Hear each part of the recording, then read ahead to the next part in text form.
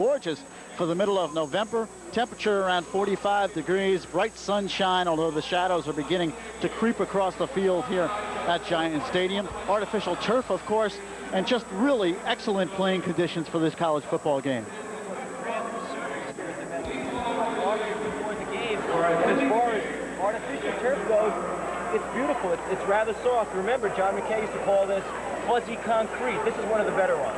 The series history, West Virginia leads it. 11 victories, 2 defeats, actually 2 victories for Rutgers, and there were 2 ties. West Virginia, though, has won 3 in a row. But keep in mind that a Dick Anderson coach club did defeat West Virginia here at Giant Stadium 4 years ago. The last year's meeting, West Virginia defeating Rutgers 37-13 in that game. Major Harris, 304 yards total offense. He set a West Virginia record in that game with total offense output.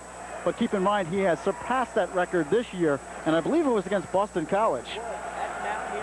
West Virginia is extremely tough at home. Hey, they're 9-0. They're extremely tough everywhere this year, Lou. All right, Charlie Bauman will tee the football up at the 35-yard line. The Mountaineers in their road white uniforms trimmed with gold and black will be kicking right to left on your screen. Rutgers in their home red uniforms trimmed with white. Back deep for the Scarlet Knights, Eric Young and Ron Allen. They stand at the 5-yard line. And this game is just about ready to get underway. Very important game, especially for West Virginia, as they come in undefeated at 9-0, and this game is underway. Eric Young at the 10, 15, 20, and banged down hard at the 25-yard line.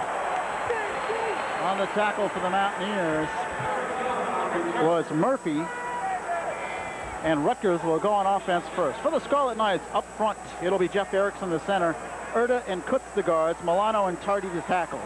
Scott Blanche will start in place of James Jenkins at tight end. Eric Young starts at split end. In the backfield, Mersola's the flanker. Jimmy Can and Mike Body behind quarterback Scott Ernie. 6'1" senior out of Mechanicsburg, Pennsylvania. First down and 10, Rutgers at their own 25-yard line. Out of the I formation, receivers split left and right. Can on the reverse. Eric Young will throw. Has a receiver, McQueen. Makes the throw right through the wickets. Hit him right in the numbers. Bad spot, Lou. Hit him right in the numbers, as you said. That was a well-conceived play on first down. Rutgers comes out, opening it up early, and he was open. Was the sun a factor there? Running right with the sun in his eyes. Let's look at it on the replay. There you see Jimmy Can. He pitches off to Eric Young coming around. He sees Tyrone McQueen, sets himself, and throws a beautiful pass. McQueen lost concentration just a bit at the end as the defensive back got into the play. I don't think the sun was necessarily a factor, though. He seemed to read the ball all the way. Pitch to Body, tries to get outside, cannot. Picks up a yard or two. Chris Herring on the tackle, leads the Mountaineers in tackles with 102 coming in. Lou, just very quickly about that first play, those are the type of plays that Rutgers must make in order to stay in this ball game. All right, the West Virginia defense up front. Parker, Gray, and Fox. The linebackers, Turnbull, Herring, Ellis, and Pickett. Mays and Edwards at the corners. Orlando and Whitmore at the safety slots for West Virginia. Third down and 8, Rutgers on their own 28-yard line. Trip receiver, split out right side. Ernie to throw. Has protection, looks over the middle. Mersola intercepted, and it may be a touchdown. Whitmore. Touchdown, West Virginia.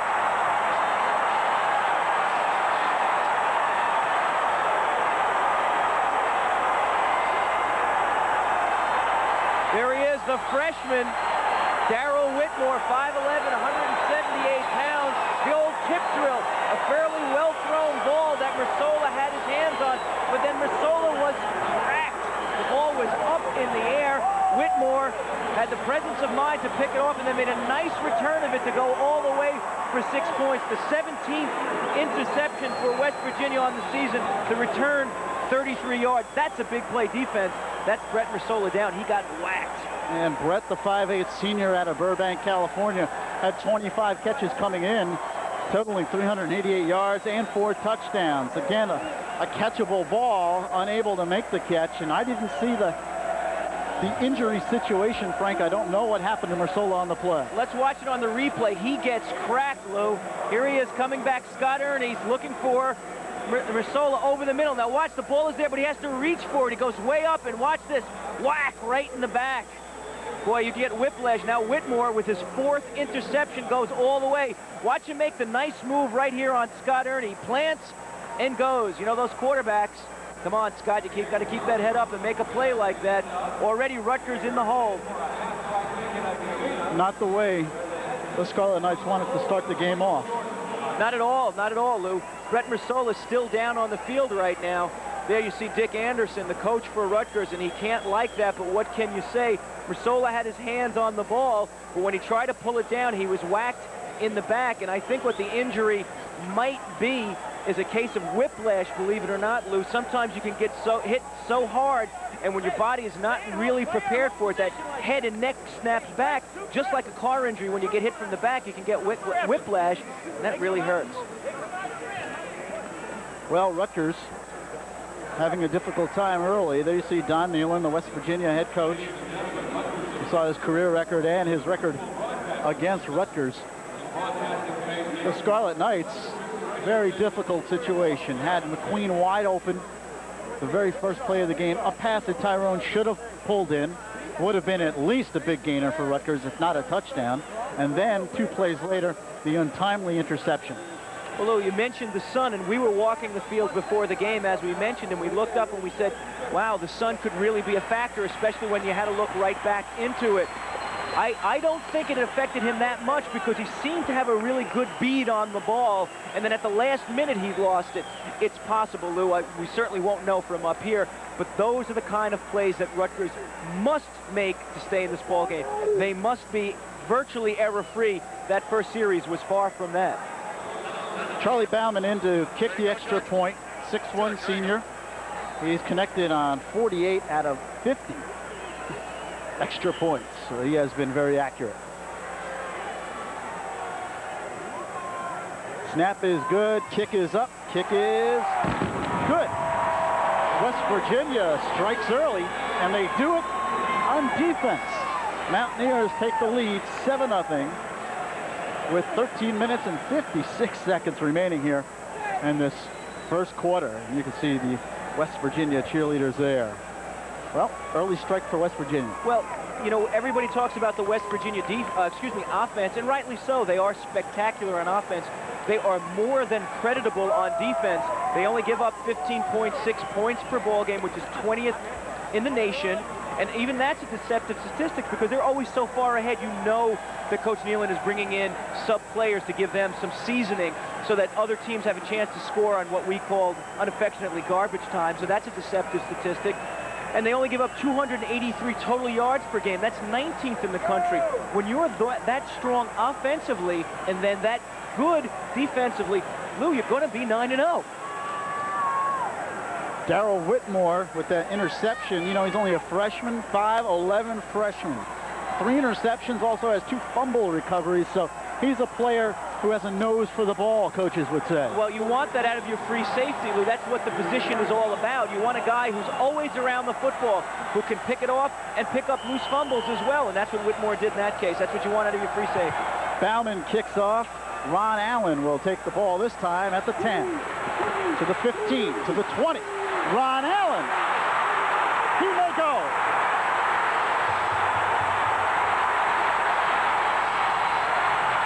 Touchdown, Rutgers. 91 yards. Rutgers needed to make the big play, and they got it out of Ron Allen. An exciting kick return to Lou. This kid has been doing it week in and week out. Boy, he followed his block beautifully and then showed his outstanding sprinter speed to outdistance the entire West Virginia defense for the score. That was a great play.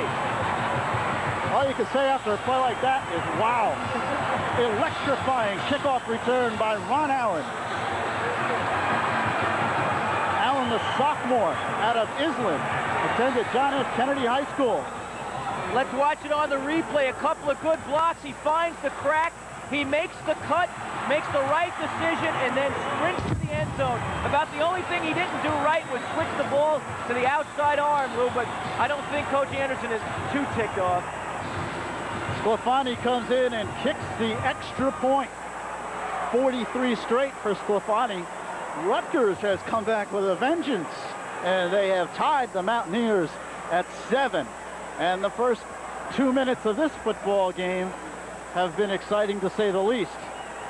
I haven't been disappointed, Lou. You know, we got the feeling from Rutgers, and we read a couple of newspaper articles that they were ready to play. They have gotten into trouble, Lou, when they haven't been, when they've taken opponents lightly. Obviously today, how could you take West Virginia lightly? So they had a good, crisp practice, and they said, hey, we have nothing to lose. This is our bowl game. We're going to surprise some people.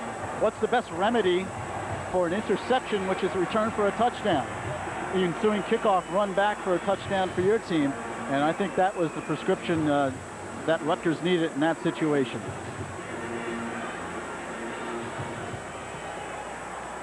All right, Rutgers will kick off to West Virginia. We'll get an opportunity to see that highly touted Mountaineer offense. Carmen Sclafani will boot it, tees it up at the 35-yard line. Lou, you know something about Ron Allen? That is not even his all-time high in terms of kick returns. He had a 94-yarder against Cincinnati earlier in the year, so he's a kid who can really scoot. If you look at his average on returns, almost 50 yards a return, Lou. Back deep for West Virginia, Eugene Napoleon, 5'10 junior. He stands at the 3-yard line. The up men under Johnson. And also Jamie Lamont. It's a line drive kick, fumbled at the 10, picked up at the 15. Lamont takes it to the 29 and a penalty marker on the play. So the Mountaineers a little sloppy on that kick return. And we'll get the referee's call. More than likely, it will be against West Virginia. Holding is the call. This will push West Virginia back.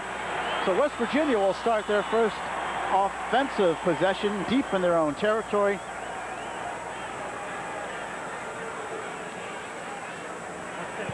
Gonna watch it on the replay, Lou.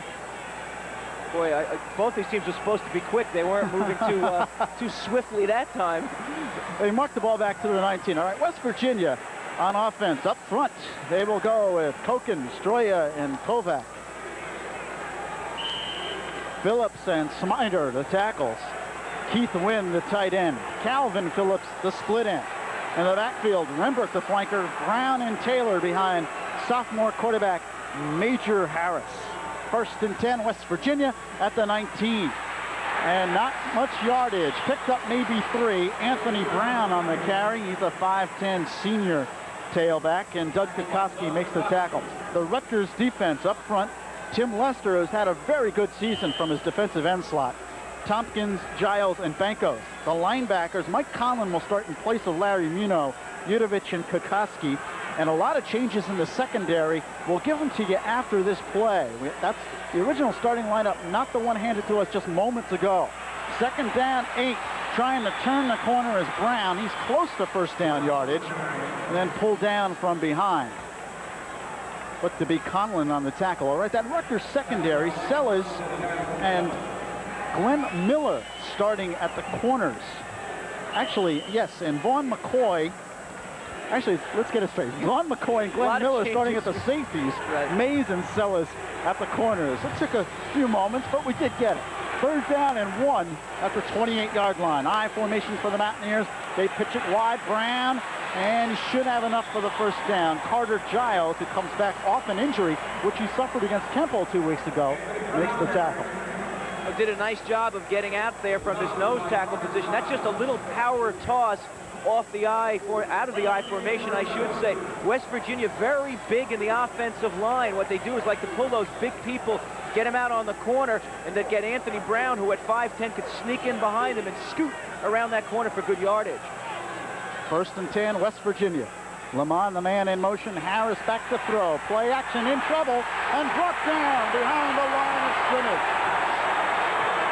A big play by George Bankos. the senior out of Whitehall, Pennsylvania.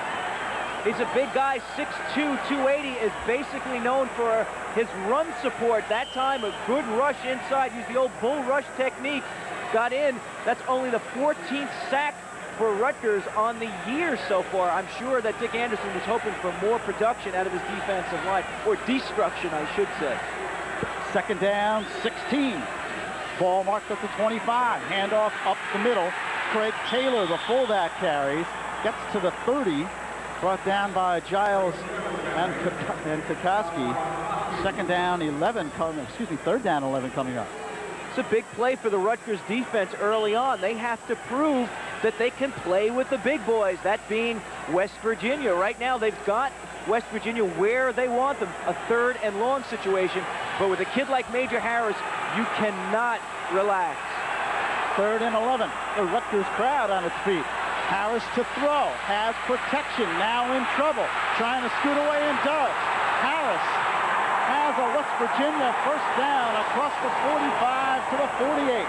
Yudovich on the tackle, but that is vintage Major Harris. You can't say much more than that, Lou. That is Major Harris. He puts so much pressure on the defense because he throws effectively and his running is spectacular. He's a tremendous broken field runner, and he'll look for that. If he sees a gap, he's gone. First down for the Mountaineers as you look at it on the replay. Here's the replay. Now watch, he's got lots of time. Now see, he sees the crack there, pulls it back down. Look at those quick feet. He is a nifty runner. And then he's strong enough to get a couple of extra yardage even with the linebacker on it. Handoff up the middle. Anthony Brown carries the football for a couple, gets across midfield to the Rutgers 47. And Timmy Lester on the tackle for Rutgers. Anthony Brown, senior tailback, had 3 100-yard games this year. One of them against a very tough Pitt defense. Comes into the game with 699 total yards, 7 touchdowns. And you take a look at the offensive statistics for West Virginia, they're just unbelievable. Oh, they did a lot of homework over the week, Lou, to try to keep up with it. Second down, 8. Harris in trouble. Pitches wide. Brown is nailed. And he might have lost the yard. Steve Tompkins plays it very well for Rutgers, and the Knights playing the option extremely well on that particular play. Well, it might be for the first time this year. We'll take a look at the West Virginia record, Lou. Why don't you run it down?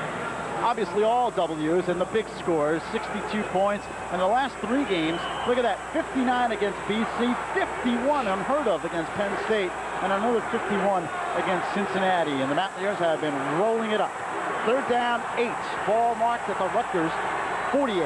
Harris to throw. Quick drop back. Fires outside. Has a receiver. And it should be enough for a first down. Grantis Bell makes the reception for the Mountaineers. Backup flanker has 8 catches on the year and has the first down. Lou, you can't fault the Rutgers secondary. Why? Because the West Virginia receivers are so quick. Rutgers has to give them a certain amount of cushion. On a 3rd and 8 situation, you'd like to play them a little bit tough. You don't want to give them the 9 yards. However, if you play them too tight, these guys are so quick, they can fly right by you. And Rutgers does not want to give up the big play if they can help it. For the Mountaineers, their second first down of this drive. Lamont in motion, they hand up the middle, and running hard is Craig Taylor, but he's knocked down just as hard by Mike Conlon, who gets a start today. 6'2" junior out of Frewsburg, New York, and the brother of the great Shane Conlon, who played at Penn State. Pickup of 4, second down and 6. Ball marked at the 36. 9 minutes, 15 seconds remaining first quarter. 7-7. Rutgers and West Virginia tied. But the Mountaineers on a drive. Harris rolls out, now looks to cut it in. What a run by Harris. As he hurdles one would-be tackler and then takes it all the way down to the 25.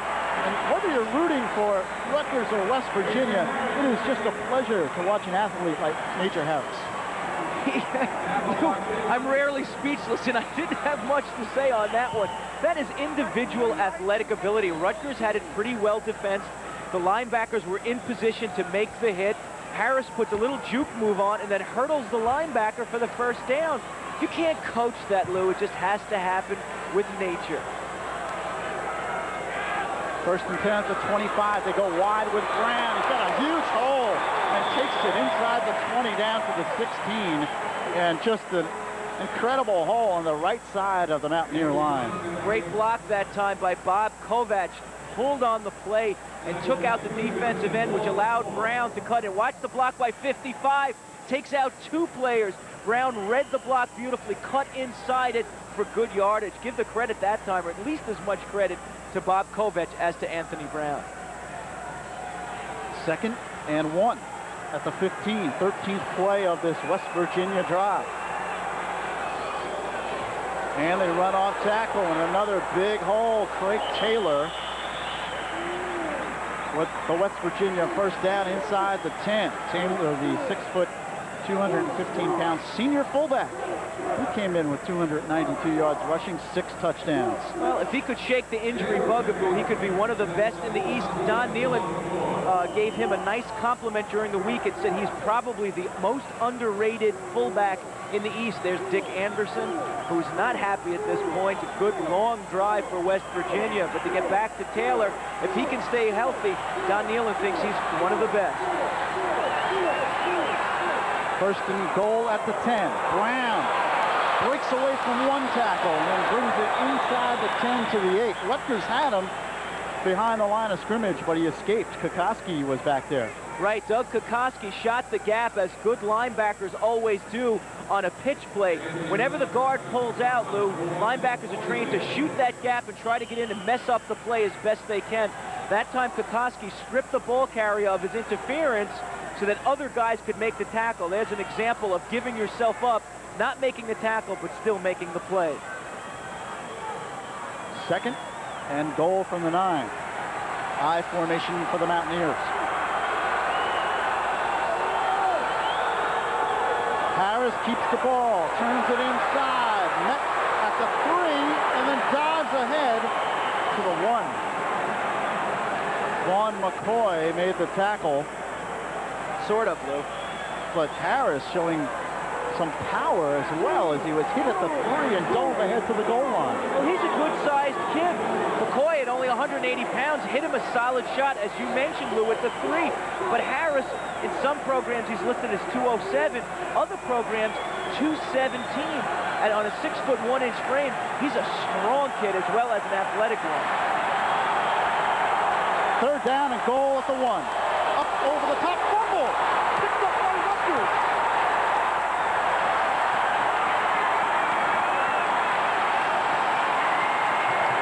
A big turnover. That was the fullback, Craig Taylor, who tried to leap. Whenever you leap, Lou, you're in danger of getting a helmet on the football because obviously you're that high. You've elevated the ball to the level of the helmets of the defensive players. When they spear in there, you're in danger of having that ball pop up. Taylor should have had both hands on the ball going over the top. I didn't see who made the pop, but it was a big one for Rutgers, and that's a big break for the Scarlet Knights.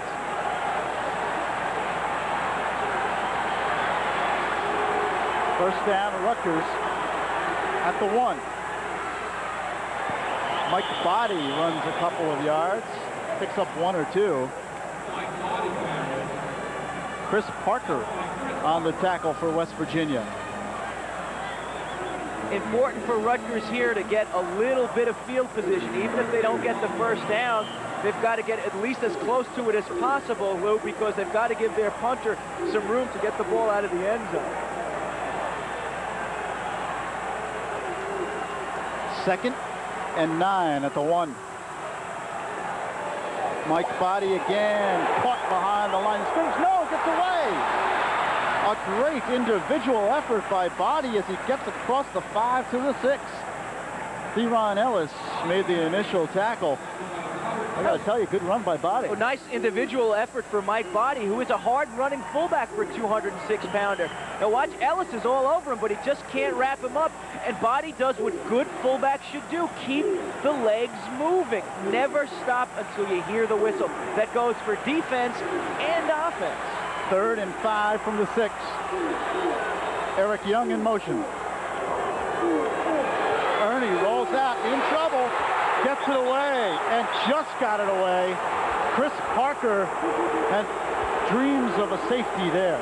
Well, he was mighty close that time, Lou. Good rush by the senior, Chris Parker, 6'5", 280, and he draped himself all over Scott Ernie. But you talk about strength. We talked about Major Harris being a strong kid at 207 pounds.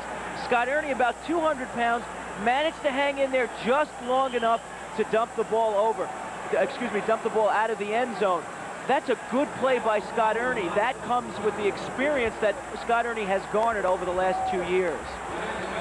Matt O'Connell into kick. Stands in his end zone, averaging 41 yards per punt. And it's a short one by O'Connell, but it will take a Rutgers roll picked up by Bell at the 50 and then put down at the 47. So West Virginia will have excellent field position to start this possession. Last drive by West Virginia, 16 plays, 80 yards.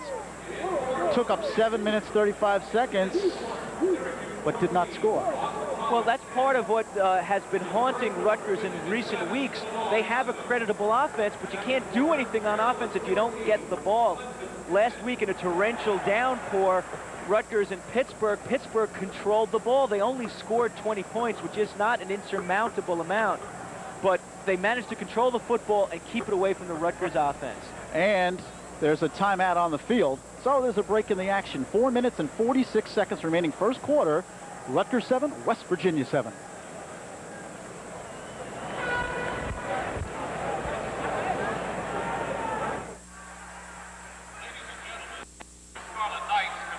Seal campaign for the American Lung Association. Uncle Dick and Aunt Winnie. And we're using Christmas seals on all our gifts and cards because using Christmas seals not only helps fight lung disease. For Bob and Billy. Yes, Tom. It also helps keep our air clean, too. So use Christmas seals from the American Lung Association every single way you can. Guess who this is for? They even help keep brothers quiet. This is for you. Oh. The American Lung Association, the Christmas seal people. 2 prescription drugs. This one, sold under its brand name, costs $32. This generic drug with the same active ingredients costs $23. I'm Robert Abrams, New York State Attorney General. Overall, brand name drugs cost up to 70% more than the generic equivalents. To save consumers money, prescriptions in New York will now be filled with a generic drug unless your doctor indicates otherwise. Check with your doctor and pharmacist about saving money by using generic drugs.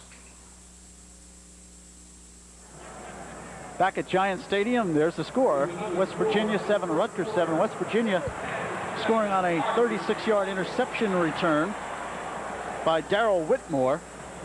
And then Rutgers scoring on a 91-yard kickoff return by Ron Allen. There's an injured Rutgers player, and that's Mike Pergolizzi, 6-foot sophomore out of Little Ferry, New Jersey. Mike has been a very fine backup player this year for Rutgers and has been seeing increasingly more playing time the last few weeks.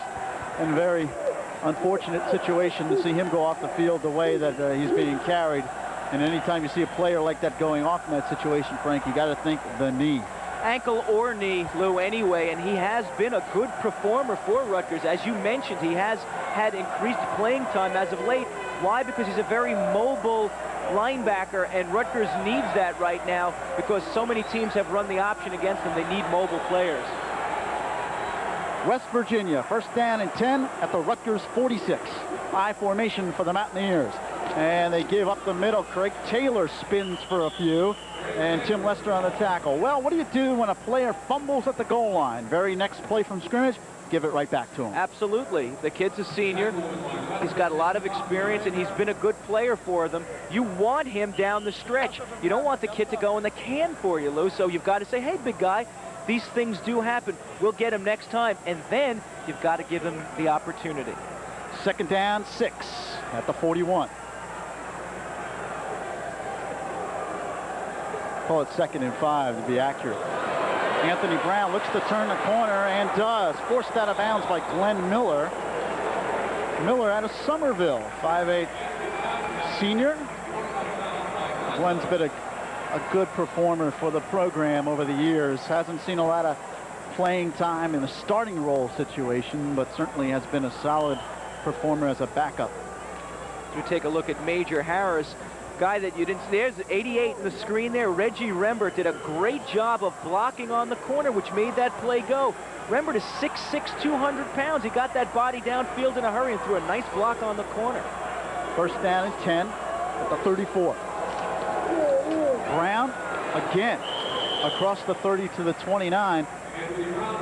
And West Virginia just with outstanding quickness in the backfield. Yes, the offensive line is making some holes, but the hole's nothing outrageous so far. Those backs hit the hole so quick. Well, they do, Lou, but the offensive line for West Virginia is, as you were saying, giving them just enough, and that's all you need sometimes. They're big and they're experienced, and they're getting just enough push at the point of attack.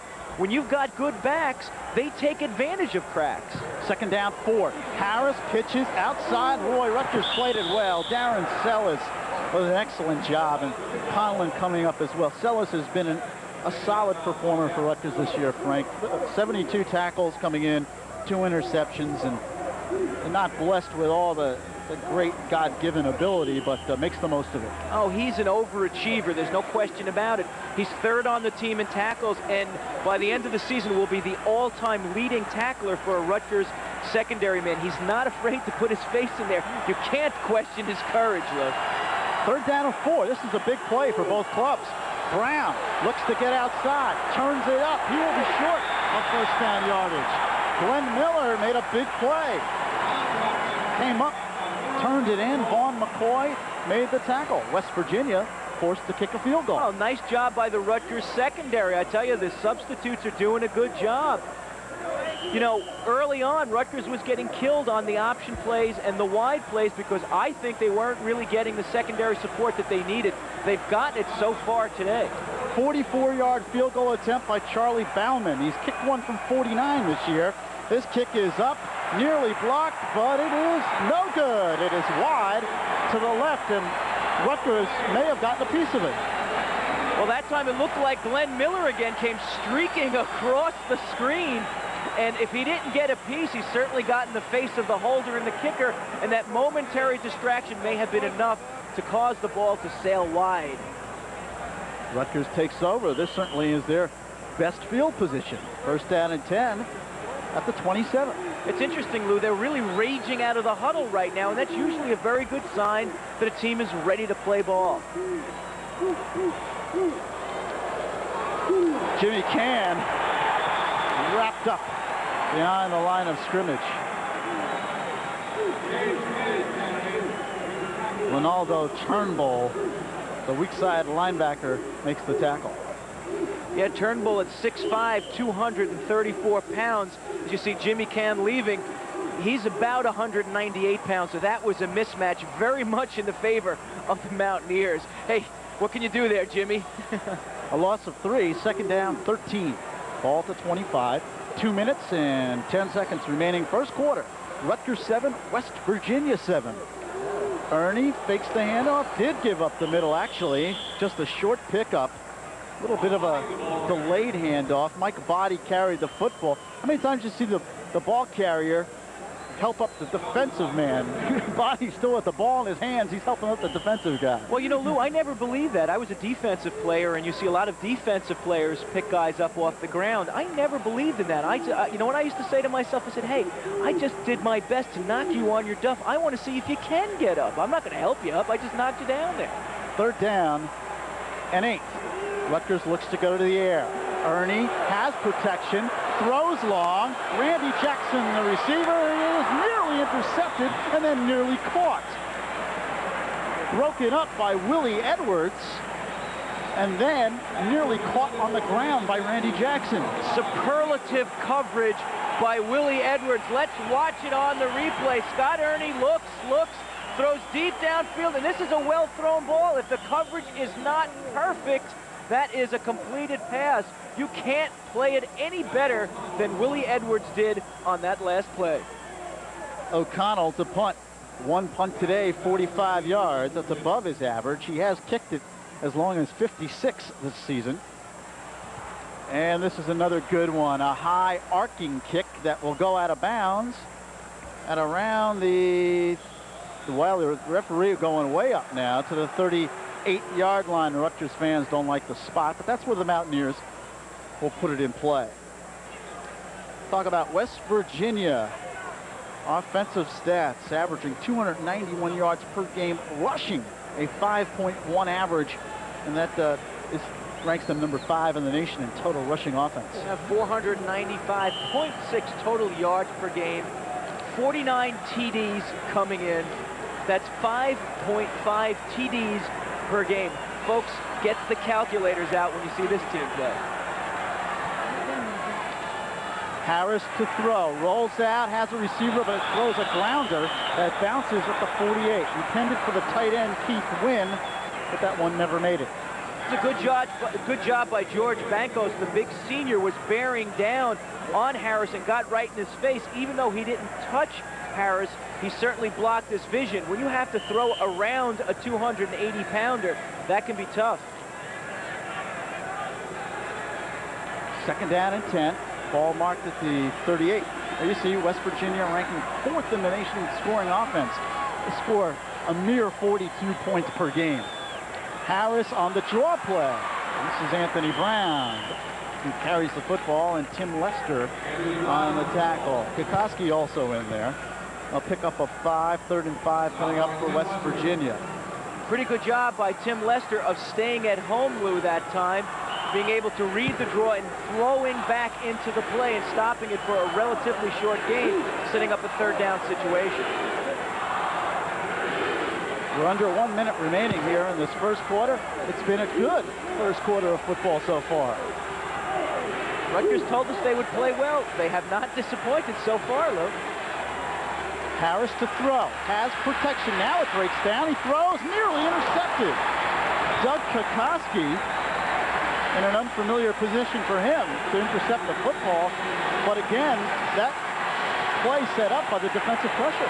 Absolutely. Once again, George Bankos putting a rush on, and Tim Lester doing a good job. The pass was intended for Reggie Rembert, but that was good coverage downfield. Now, you've got to remember, Doug Kokoski is a converted nose tackle playing linebacker. He's 25 yards into the defensive secondary making the play. Rutgers has got to be psyched today, though. Lance Carrion will punt for West Virginia. It's a line drive kick, and it's taken by the up man, who's Brett Snyder. Penalty markers on the play, and that will wipe out a very good punt return. I think you're going to get a clip against Elnardo Webster. I don't mean to single him out early, but he got hit with about 6 flags. It's real embarrassing, Lou, when you're out there and you know you've done something wrong, and the referees not only throw the flags, but they throw it at you. Yeah, it is a cliff call. This will back Rutgers up. They would have had pretty good field position. Rutgers has done an excellent job returning both kickoffs and punts in this first quarter. Well, they've done it all year, particularly Ron Allen, and there's the call. Now you're going to see it. We have clipping And hear it. on the return team. It'll be first down, Rutgers ball. You know, Lou, you spend all year working out with the weights trying to get bigger and bigger, and then when the referee hits you with that flag, you try to get smaller and smaller. It's real tough to do. And the prognosis on Mike Pergolizzi is a knee injury, and he will not return. Hopefully it's not a serious injury, and he will not only return next week, but certainly be ready for next season. We hope so, and we wish him well. He has performed extremely well in only his sophomore year. 1st and 10, Rutgers at their own 14. 21 seconds remaining in the first quarter. Ernie to throw. Now in trouble, sets up the screen. Body makes the catch, turns it upfield. Mike Body has a Rutgers first down. Great call and a nice block on the outside by number 57, the guard, Nick Erta. Right now, West Virginia has been pressuring Scott Ernie and doing it effectively. How do you slow down the defensive pressure? A couple of draw plays here and there, which Rutgers tried unsuccessfully. If that doesn't work, well, how about a screen pass? As long as you get execution on the screen, it can be a very effective play. They got the execution because they got a good block from Nick Erta. 1st and 10, Rutgers. Scarlet Knights at their own 27. Set up in the E formation, if you will. Ernie throws over the middle, intercepted. Bo Orlando picks it off for the Mountaineers, and not an advisable pass there by Scott Ernie. threw right into the coverage. There was nobody open. Zone defense. Ernie did not read it and threw right into the teeth of the zone. That tooth that time was Bo Orlando, no stranger to picking off passes. Here it is. Watch Scott Ernie. Drops back. He looks. He's got plenty of time and throws. Look at the coverage. 1, 2, 3 men. And that's the third interception for Bo Orlando. Intended for Tyrone McQueen, but really, no way that pass was going to be completed. Out of the I formation, here come the Mountaineers. Anthony Brown rips a great run across the 30 to the 27, and that will end the first quarter. A very entertaining first quarter of football. We've played one at Giant Stadium. Rutgers 7, West Virginia 7.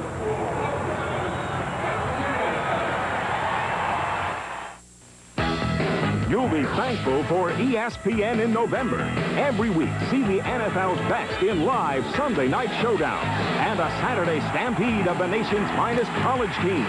College basketball tips off with 3 preseason tournaments, while championships are at stake in the final auto racing events of the year. Plus great golf at the Nabisco Championship and Isuzu Kapalua International. It's all live in November on ESPN.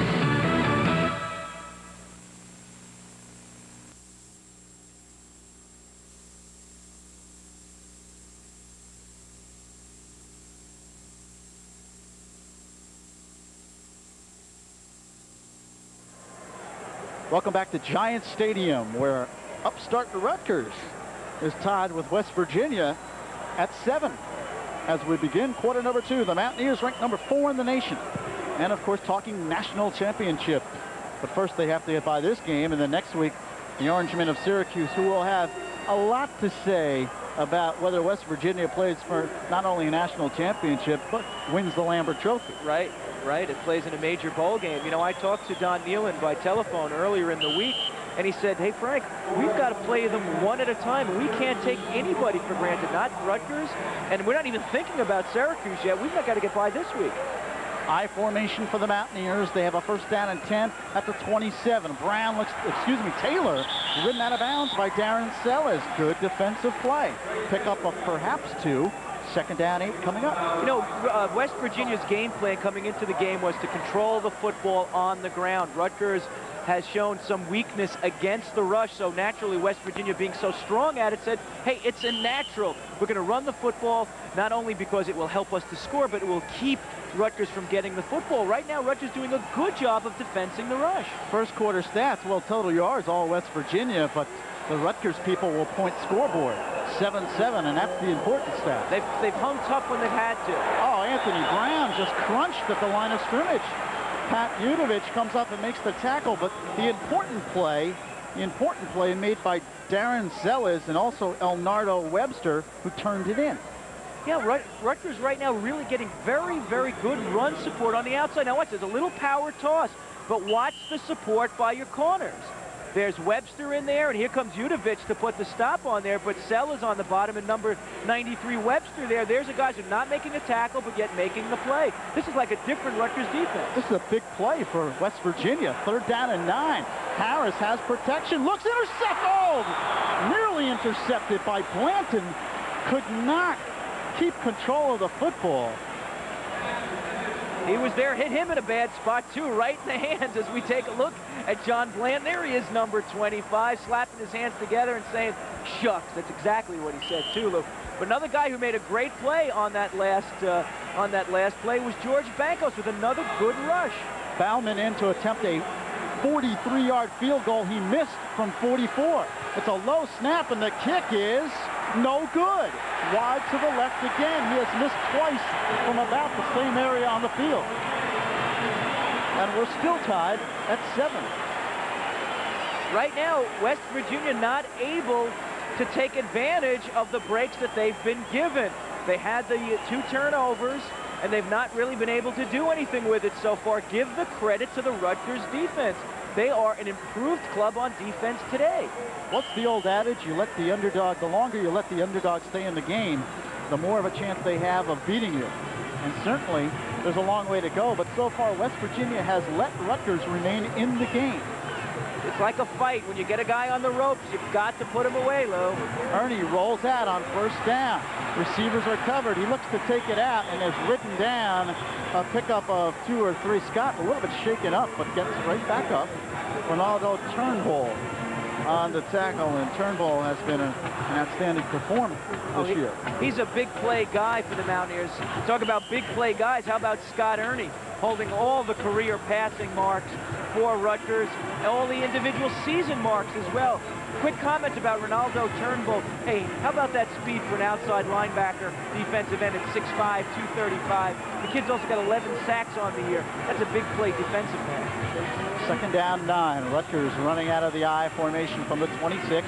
A big hole up the middle for Jimmy Can, who is crunched at the 34. Theron Ellis up to make the tackle, but a big pickup, and the third down and short yardage coming up for Rutgers, and another Scarlet Knight down on the turf. You know, it's late in the year, Lou. It starts taking a toll on you. I remember when I was playing, when you start getting up around that 8th, 9th game, you start getting really nicked up. Rutgers 7, West Virginia 7. Here it is on the replay. There's Jimmy Can. He's a slashing kind of runner. See, he sees the hole, and he just fires through there. That's good running. I'd like to see them use Jimmy Can a little bit more on similar plays. And there is a timeout on the field as they take care of the injured player. 13:10 remaining. Rutgers 7, West Virginia 7. Hey, this is Bob Hope. Cancer is a problem with many parts. To understand and to stop it require expert knowledge from virtually every field in science. The National Foundation of Cancer Research has organized an international network of scientists. It helps them turn their ideas into discoveries and combine those discoveries into a complete picture.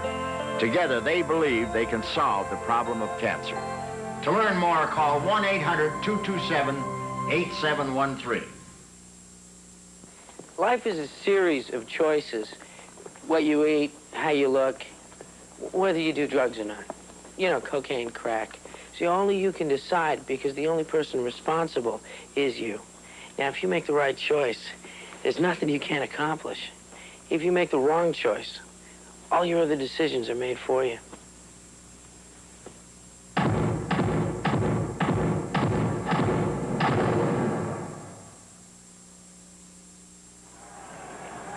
While we were away, Scott Ernie picked up the first down as he rolled out to the left side and got 3 yards. Rutgers has a first down and 10, and penalty markers all over the place. Scarlet Knights with the ball at their own 40.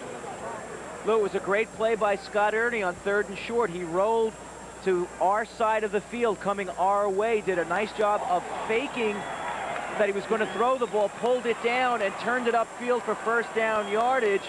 Then Rutgers on 2nd down, on 1st and 10. Contact foul by the defense. Then there you heard the call. They forced West Virginia to jump offside, so Rutgers 1st and 5. They got a nice little drive going, and they're approaching midfield. Rutgers with the ball at the 45. Knights and the Mountaineers tied at 7 with 12 minutes remaining in the second quarter. Ernie off tackle to Jimmy Can. He's up to the 48, and Jim Gray, the freshman nose guard, makes the tackle along with Chris Herring. Second down and 1 coming up for the Scarlet Knights. You know, as mature as Rutgers, West Virginia is on offense, they're pretty young on defense. They have some seniors in there, but they've sprinkled in a couple of underclassmen, so they're pretty well set on defense for the next couple of years. James Jenkins, the tight end who was shaken up before, has returned to the Rutgers lineup. That obviously is good news for the Scarlet Knights. And for James Jenkins. Yeah. Second down 2 at the 47. Receivers split left and right, 1 back behind Ernie, and he gives to that back. That's Mike Body. He has a Rutgers first down across midfield to the 48, and the Knights will move the sticks. Rutgers has not had problems primarily on offense this year. They have moved the football, coming in averaging 357 yards total offense. That is respectable. It most certainly is respectable, and they have a good offense. They've got a big offensive line as well, and an experienced one. You've got to remember something. Rutgers right now is in a very similar position as to what West Virginia was in last year. We want to make more of that point as time allows, Lou. First and 10. Off tackle, body gets away from the first tackler, Jim Gray, and then coming up to make the hit, Robert Pickett, number 45. Short pickup, second down 9 coming up. We talked about the RU balance, and they really do balance it out on offense. 319 rushes, 1,319 yards, 12 touchdowns. And you see 1,900 yards passing, but again, 10 touchdowns, very balanced. The way to display will make more of that point as to where Rutgers might be going in future years. Second down 10. Ernie to body, straight up the middle, nothing fancy. Pickup of about 3, actually they'll say 4. Jim Gray on the tackle for West Virginia, and a second down and 6, third down and 6 coming up for Rutgers. Nothing fancy for Rutgers, Lou, just basically straight ahead, fire out type blocking. Again, quickly that point, West Virginia on offense, their offensive line, virtually all fifth-year seniors. Right now, Rutgers has all four-year seniors with virtually all of them back if they want to come back next year for a fifth year. Third and 6, Ernie rolls out, has room, has a receiver. Young makes the catch and has a Rutgers first down across the 35 and out of bounds at the 32. There's Eric Young. He's Rutgers' big play guy. His 42nd catch on the year, has 2 DDs. He is an excellent athlete and has a real knack for getting open. Let's watch it on the replay. Roll right by Scott Ernie. He's looking for his primary target, Eric Young, all the way. Puts it on a frozen rope. Good concentration by Young. First down Rutgers. Nice looking drive here. First and 10, Scarlet Knights at the 33. On the delay, up the middle, Mike Body powers across the 30, down to the 28. Chris Herring makes the tackle, but a good pickup of 4, second and 6. Real good job up front by the Rutgers offensive line. That's Milano, Erda, Erickson, Kutz, and I believe Steve Tardy. Bill Hyros was in for a little while, but I see Tardy is in and Milano is back in. They certainly don't lose anything when they put Bill Hyros, and all those guys are eligible to come back and play again for Rutgers next year. 9 minutes remaining, second quarter, tied at 7. Ernie gives wide, Can cuts it up. Jimmy Can with a superb cut and a Rutgers first down. Jimmy Can is a cut-and-go kind of runner.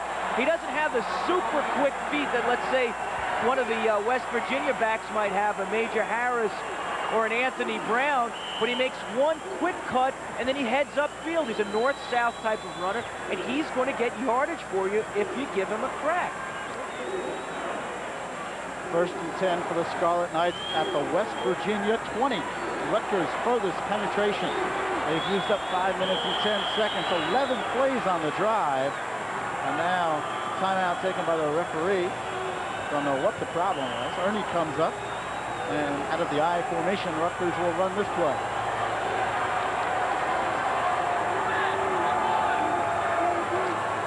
Ernie gives, Can cut down behind the line of scrimmage. Robert Pickett made the penetration and the tackle for the Mountaineers. Pickett, a very interesting story, a big hitter at only 210 pounds. Watch him introduce himself to Jimmy Can. Baboo! Wow, that really hurts. You know, Pickett has problems with swelling in his forehead, Lou. He's such a hard hitter, and he leads with his head so much that he was bruising it so badly that it actually became so much of a problem that they had to design a special helmet for him. That's putting your helmet on the ball carrier, I'll tell you. Second down, 10. Ernie on the delay, Body cuts it up to the 18-yard line. Pickup of about 3. Now a big play coming up for Rutgers, third down and 7. Well, this is where Rutgers didn't want to be, third and long situation.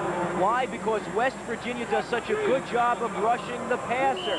They put pressure on all year long, as we said, coming into the game, 37 sacks.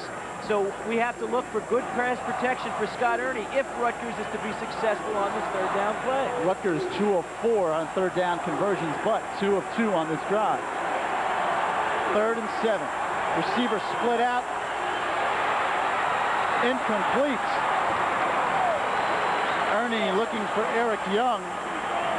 Safety blitz that time by Bo Orlando. We told you that they would have to protect Scott Ernie if Rutgers had a chance for a completed pass. That time they did not. West Virginia came with the safety blitz, and Bo Orlando was all over Scott Ernie. Carmen Sclafani in, and he will attempt a field goal. It will be a 35-yard attempt, well within Sclafani's range. He has kicked a 51-yarder this year, 13 of 19 on the year, and 5 for 5 from this range. Snap is good, kick is up, kick is good.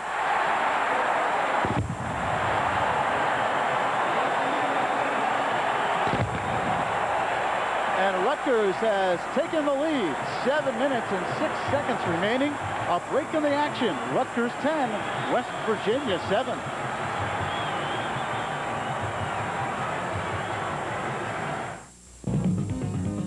Channel 6, just for you, with the high school game of the week.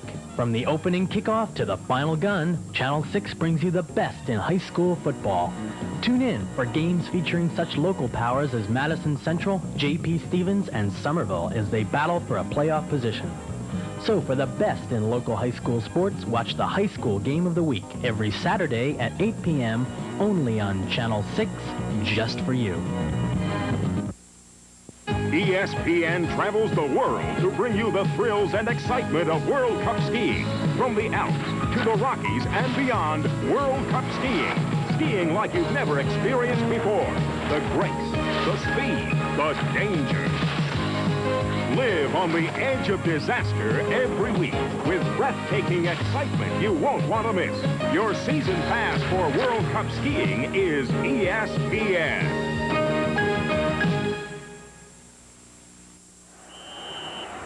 Carmen Sclafani, who just kicked a field goal, will kick off for the Scarlet Knights. It's a line drive kick taken by an up man at the 25 and upended at the 27. Dwight Giles with a kamikaze tackle on Jeff Price, a center who, first of all, couldn't believe he picked up the football. Second of all, couldn't believe that Dwight Giles nailed him and upended him. There he is, the big center, 6 foot, 257 pounds. You know those offensive linemen are all frustrated running backs until they touch the football. Then they change their minds again. See if West Virginia's gotten a wake-up call on offense. First and 10.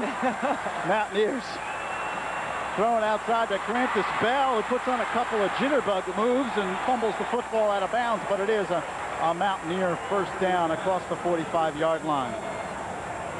Ivan Mays on the tackle. He's been a pleasant surprise this year for Rutgers. The 5'11" sophomore at a freehold. A little too much of a cushion. Watch the cushion here when Harris throws the ball. Now look how far Mays is off the receiver. That's too far. Lou, if you can, you want to give them a 2-yard cushion, not a 12-yard cushion. First and 10, West Virginia at the 43. Up the middle, Andra Johnson across midfield and dragged down at the 48. Mike Bouchard on the tackle, the junior out of Sayreville for Rutgers. The first we've seen of Andra Johnson, as I'm sure you will review the Rutgers scoring drive there, Lou, and then I'll get to Johnson. Scarlet Knights impressive, 13 plays, 56 yards, 6 minutes, 54 seconds, 35-yard field goal. Sclafani.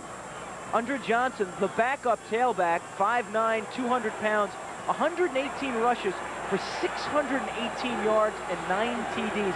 Not bad out of your backup tailback.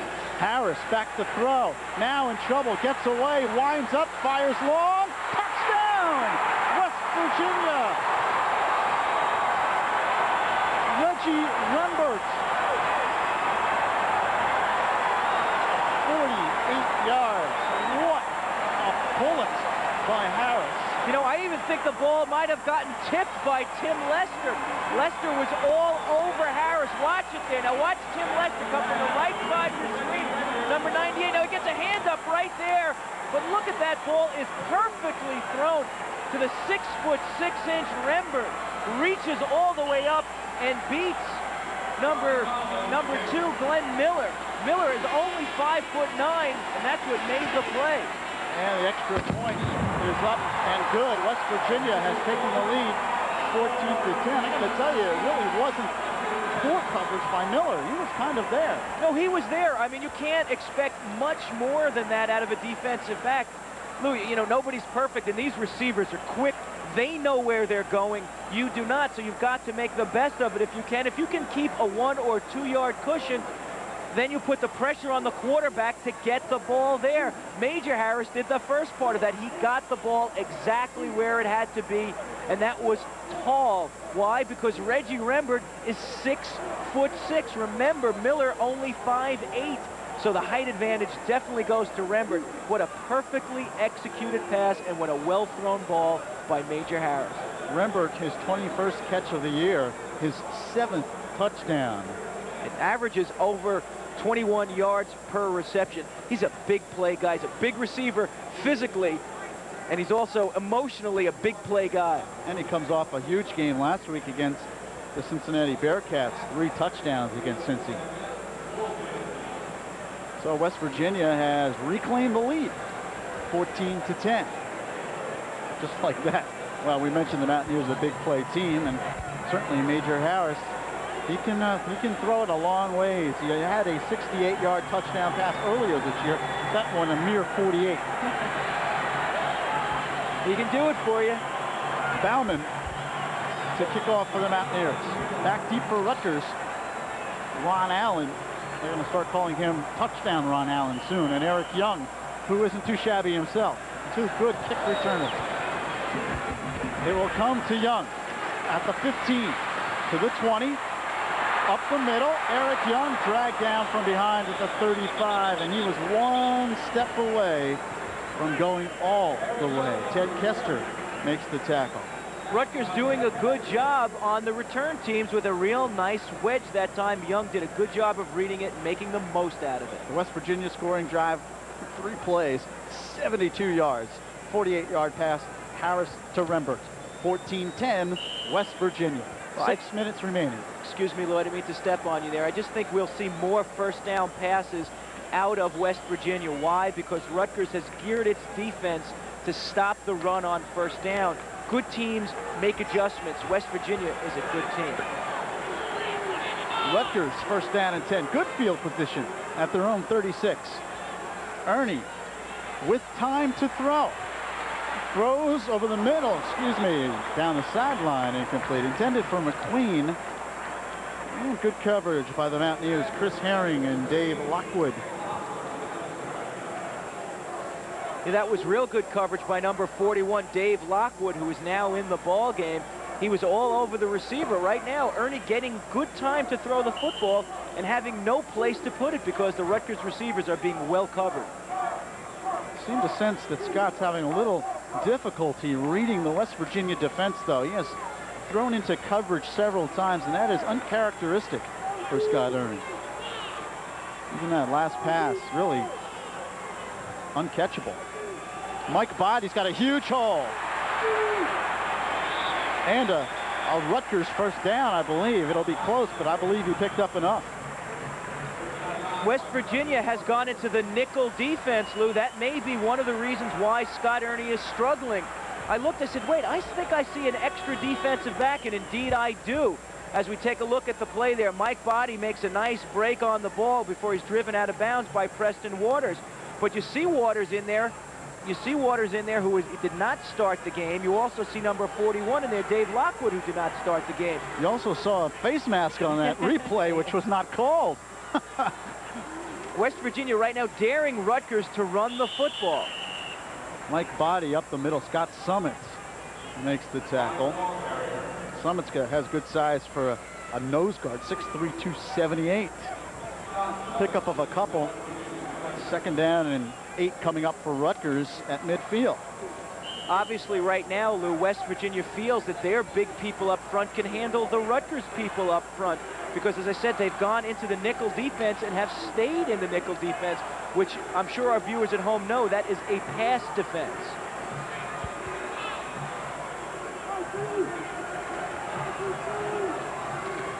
Ernie keeps it on his hip and has a wide open field.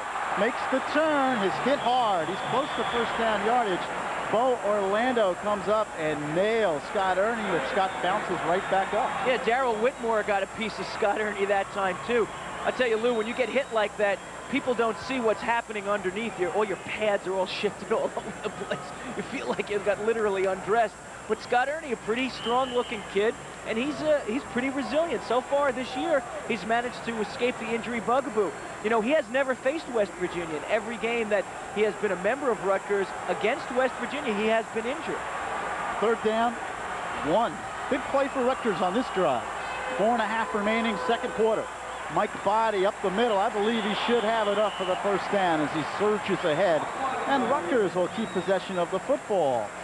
14-10, West Virginia leads in what has been a very well-played first half. It sure has. It's been very interesting. A lot of strategy, a lot of coaching right now, and a lot of real solid hitting.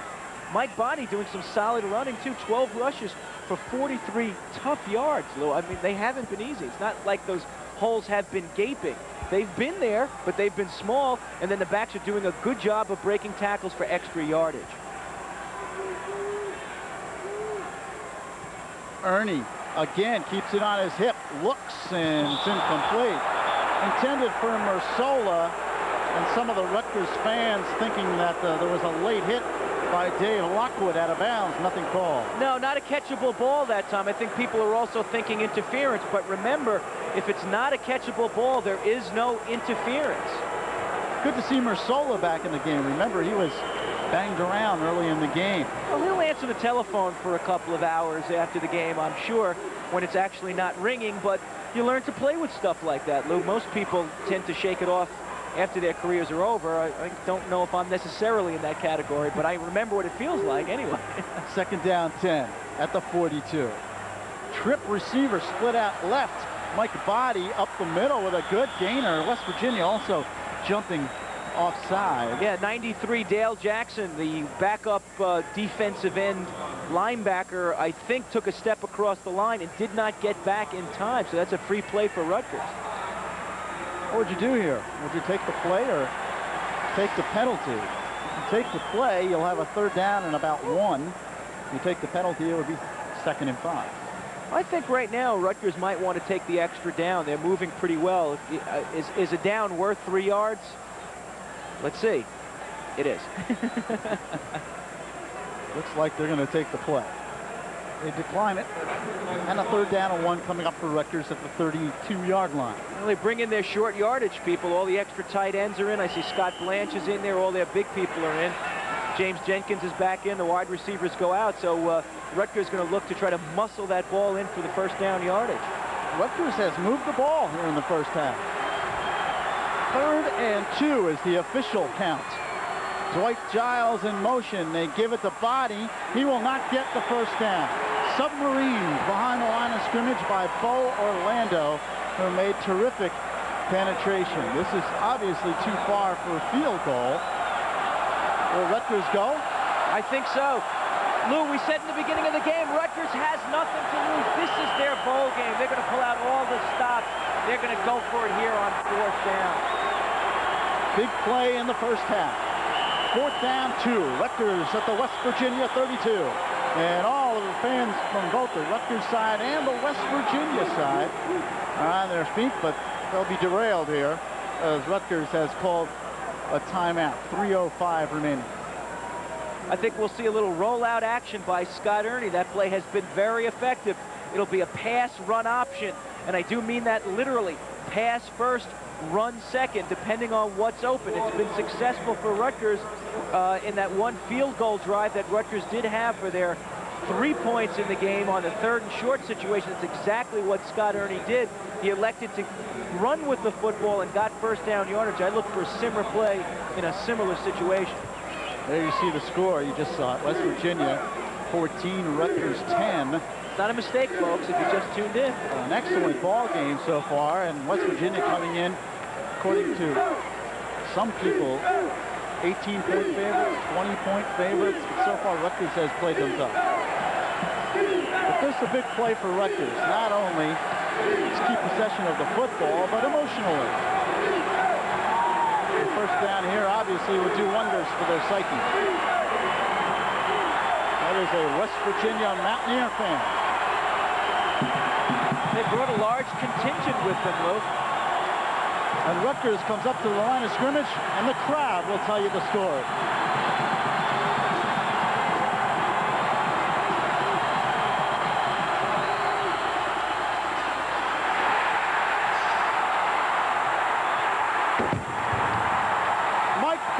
The first down, but fumbled the football, and West Virginia recovers.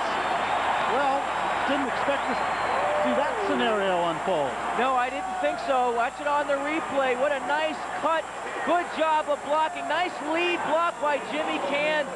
Body puts his head down, and then the ball is raked free by Theron Ellis. Gets his hand and his helmet right on the football and pops it loose. Big play for West Virginia, tough break for Rutgers. First and 10, Mountaineers. Harris to throw. Has plenty of time. Throws over the middle as a receiver. The tight end, Keith Wynn. West Virginia first down across the 40. Stops the clock as they move the chains. 2:48 remaining. Mountaineers lead at 14-10. Harris 4 for 7, 92 yards on the afternoon. Once again, not awesome statistics, but he makes the big play. Harris on the delay. Undra Johnson drilled by Udovich, who makes a good tackle. And the senior linebacker pushes the senior running back for a gain of 2 yards. 2:20 remaining, second quarter.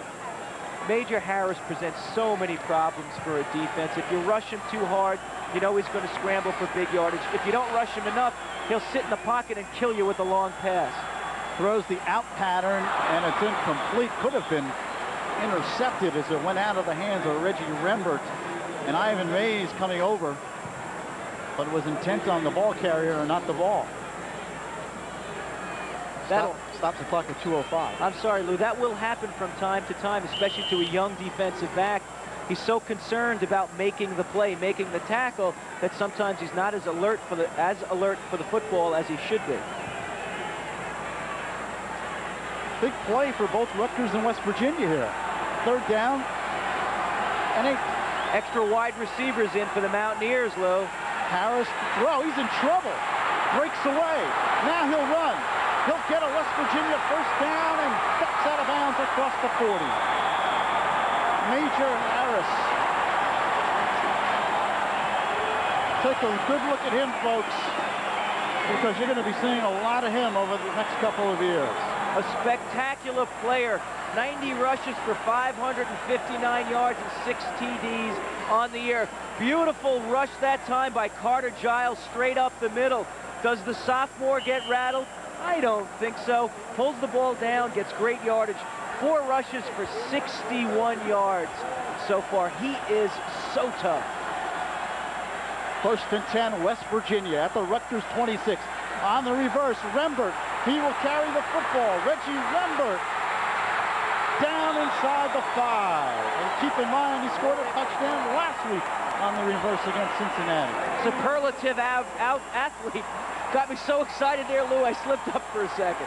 Reggie Rembert with a beautiful move on the outside. Now watch it. Pretty well disguised by Harris. Now watch him pick up his picket line of blockers. Then he hurdles the tackler right here and tries to leap into the end zone. The only thing he's doing wrong is he's got to tuck that ball away into the opposite arm. If somebody from Rutgers came across the field and put the hit on him, that could have caused the fumble. Rutgers calls time. 1 minute, 35 seconds remaining in this second quarter, and West Virginia leading 14-10, but the Mountaineers looking for more here. Well, this is the worst possible scenario for Rutgers. They had a beautiful little drive going. They go for it on 4th down. They go for broke. Mike Body makes a nice cut, picks up a couple of beautiful blocks, gets the first down, then he gets popped and fumbles the football and turns the ball over to an extremely dangerous offense with time left on the clock. Needless to say, Rutgers didn't need that to happen. Mountaineers 9-0. Obviously need this game today. And then next week they'll play Syracuse. A lot of talk around that West Virginia may be headed to Tempe. to the Fiesta Bowl to take on Notre Dame. A lot of things have to happen for that game to be the national championship game, but certainly the Mountaineers are in a position to be in that situation. Well, there's certain things have to go their way. The first thing they have to do is win today. And Don Nehlen let his team know exactly that. He said, Frank, I don't believe in surprising my team. I let them know all the scenarios. He said, first and foremost, we have to take them one at a time. West Virginia first down goal. Undra Johnson, touchdown, West Virginia.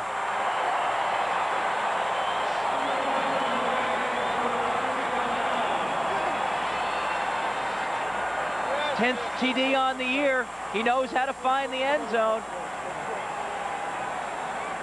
And the Mountaineers have scored quickly. Bauman in to attempt the extra point. Here it is on the replay. Nice lead block that time by Taylor. He takes out the linebacker. Good job by the offensive line. And then Undra Johnson takes it up and over for 6. And the kick is up. It's good. West Virginia has increased its lead. The Mountaineers lead 21-10 with 1:30 remaining here in the second quarter. Well, let's talk a little bit of strategy now for Rutgers. They're down 21-10, 1.5 minutes remaining. Let's watch it from a different angle this time, Lou. Didn't mean to cut you off. I wanted to get in the replay. Now, that looked a lot tougher than it was, and I don't mean to take anything away from Undra Johnson, but I want to give credit to the offensive line that time. He really didn't get touched until he actually hit the goal line. When you're starting at the 3, that's good blocking by your offensive line. Lou, sorry, go back to the point, guys. The point here, what do you do if you're Dick Anderson and Dick Curl, the offensive coordinator for Rutgers? Do you play it close to the vest and go in and regroup? Or do you try to make something happen with 1.5 minutes remaining? Well, Lou, under other circumstances, I think Rutgers would automatically just play it real safe and just go in and try to regroup. But remember what we said earlier, this is Rutgers' bowl game. They have nothing to lose. They really want to have every opportunity to win this football game. In order to do that, they've got to score some points. Mountaineers scoring drive, 7 plays, 74 yards. Boy, they did it in a hurry. 1 minute, 29 seconds, and a 3-yard run by Johnson. It's a great offensive ball club, and so much of the credit really does have to go to Major Harris. You know, when they have as good a team statistics as they do have, it's hard to single out one guy, but he is spectacular. On the ground, Scott Blanche fumbled. Did he fumble the football? They say he was down. Rutgers, he didn't fumble it, but Rutgers has recovered. Boy, that could have been a total disaster for the Scarlet Knights. West Virginia, the smart thing there, keeping it away from the deep return men of Rutgers. And the Knights will go on offense. First down 10 at their own 40, at their own 39. They wish they were at the 49. 1 minute, 26 seconds remaining. Lou, player for player, West Virginia has the superior athletes. There's no question about that. Because of that, Rutgers had to play as close to a perfect game as possible. They really haven't so far, and the turnovers have really hurt them. It's turned into 14 points. On the delay, Mike Body to the 45, and Dick Anderson doing exactly what Don Nehlen did earlier. Your running back fumbles the football, and they give it right back to him. You need these kids. You know, it's early in the game, and you can't punish them that way. They don't learn anything from that, Lou. They really don't. You have to say that fumbles are a part of the football game. Let's hope we've learned something by it and do better the next time. There's a penalty. Also, face mask, 5-yard face mask against West Virginia. I have to confess, I did not see the flag. But the Scarlet Knights pick up an extra 5, and they'll take it. First and 10 at midfield. 1 minute, 15 seconds remaining. Ernie over the middle, incomplete. Intended for Jenkins, and he was open. Yeah, Scott didn't get him the football. There's the tight end Jenkins, was open in a little curl pattern over the middle, which with this kind of time left on the clock and the style of defense that West Virginia is playing would be open. Scott Ernie just didn't get him the football. Ernie having a tough first half once again, 2 for 10. And Ernie seemed to be signaling to the sideline that time. Someone didn't run the right pattern, perhaps, something like that. Body nailed at midfield. And the Rutgers fans unhappy with that call. As they boo a little bit, but fans tend to do that. 50 seconds remaining. Especially when their team is losing, though. Ernie throws incomplete, intended for McQueen, and that one not close. Stops the clock, but now it's 4th down and 10. Oh, got a good shot. And now Rutgers has to give the football back to West Virginia. Lou, Scott Ernie's tough to figure sometimes. When he's on, he's obviously good. He was heavily recruited by West Virginia and Don Nehlen out of high school. He had those kind of credentials. He's had that kind of a career. But like many quarterbacks, when he's off, he's off. Matt O'Connell will kick 2 punts this afternoon, 39-yard average. Grantis Bell stands at the 10. High, but a short kick. But it takes a good Rutgers bounce, and that'll pin the Mountaineers deep inside the 5. It still rolls, and it will roll dead at the 3. So West Virginia has the football at the 3-yard line with 35 seconds left. Now, you might say, well, the Mountaineers will probably just run a couple of plays. When you have a quarterback like Major Harris, that's not necessarily so. Well, excuse me, Lou, I noticed something very interesting that Rutgers just did. Number 95, Conlon, the backup linebacker who's in there today starting, waited as long as possible to down the football. Why, Lou? Because he wants to kill as much time off the clock, to leave West Virginia with virtually no ticks on the clock to go 96 yards, 97 yards. That was a pretty heady play. Some things that a lot of people don't notice all the time. That was a good play by the linebacker. And Major Harris comes into the West Virginia huddle a little bit late. Some instructions from the Mountaineer coaching staff. Boy, they come up to the line quick. They may have something in mind, but no, Harris just goes on the quarterback sneak. And I don't believe West Virginia will have to snap the ball again, and that should end the first half as the clock winds down. 20 seconds. Well, a very entertaining first half of football. West Virginia leading by 11. Rutgers showed some promise, though, in that first half. Well, they played well. They got killed by turnovers, and they got killed by Major Harris. Lou, how can you fault the defense? They played hard. They've hustled. They seem to have Major Harris trapped for a big loss in the backfield, and he turns it into a 30-yard gain or a 25-yard gain. You can't point a finger at anybody except Major Harris and say, that kid can play. All right, we're at halftime. Your score, West Virginia 21, Rutgers 10. Back with second half action in just a few moments. Do you think you could hold on to a child in an accident and save him from hitting the windshield? Let's look. A sudden stop at just 35 miles per hour could propel a child forward with a force of nearly a ton. Holding that child back would be like trying to hold back a bullet as it's fired from a gun. To protect your child, use a car seat designed for young children.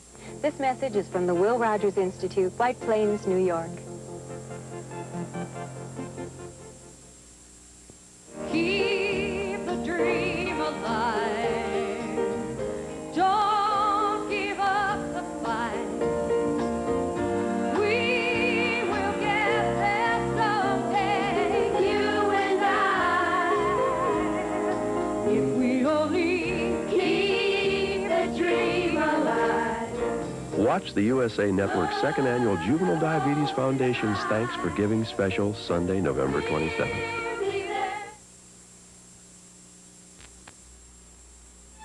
Ice on Ice, a magnificent collection of coolly elegant diamond jewelry that will fire your imagination. The Ice on Ice collection is now available at Walter Bauman Jewelers at those beautiful low Bauman prices. You can buy with confidence at Walter Bauman Jewelers, where quality and value have been a family tradition since 1868. Walter Bauman Jewelers is located in West Orange, Parsippany, East Brunswick, Union, Short Hills, Edison, and North Plainfield.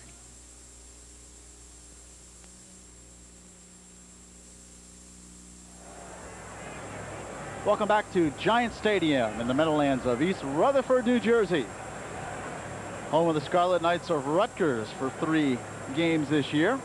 And right now they trail the visiting West Virginia Mountaineers by the score of 21-10. Lou Brogno joined by Frank Labono on our Metro College football presentation this weekend.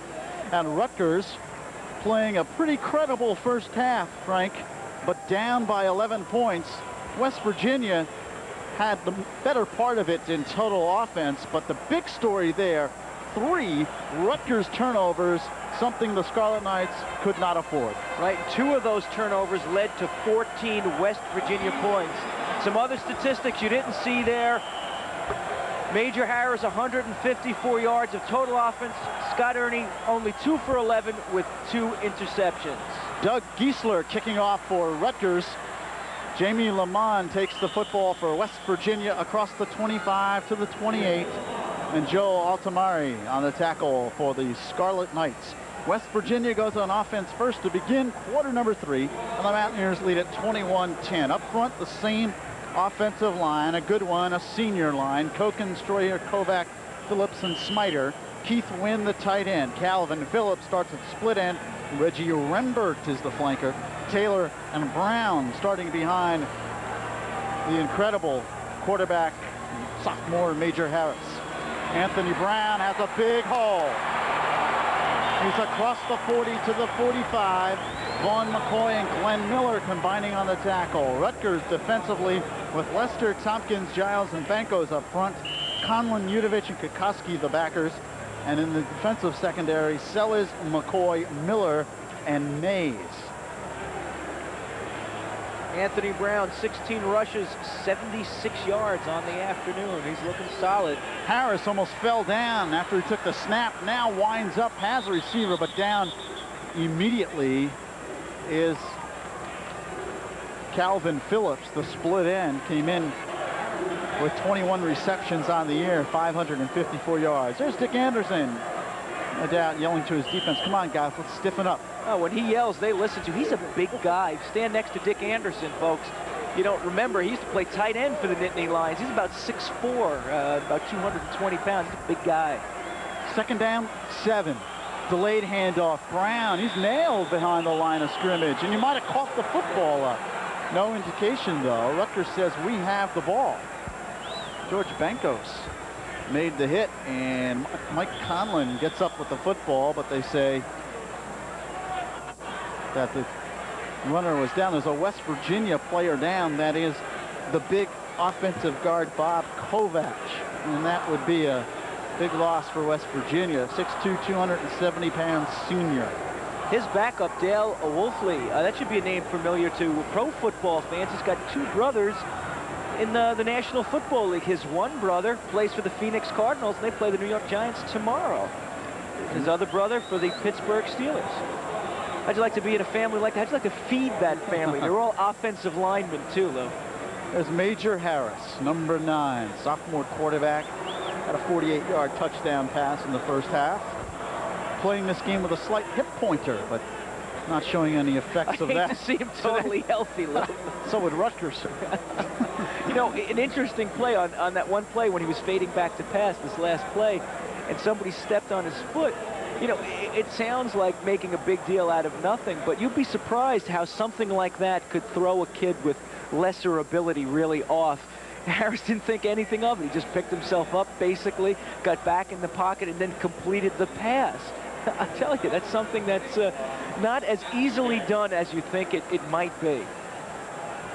And again, the player down on the field for West Virginia.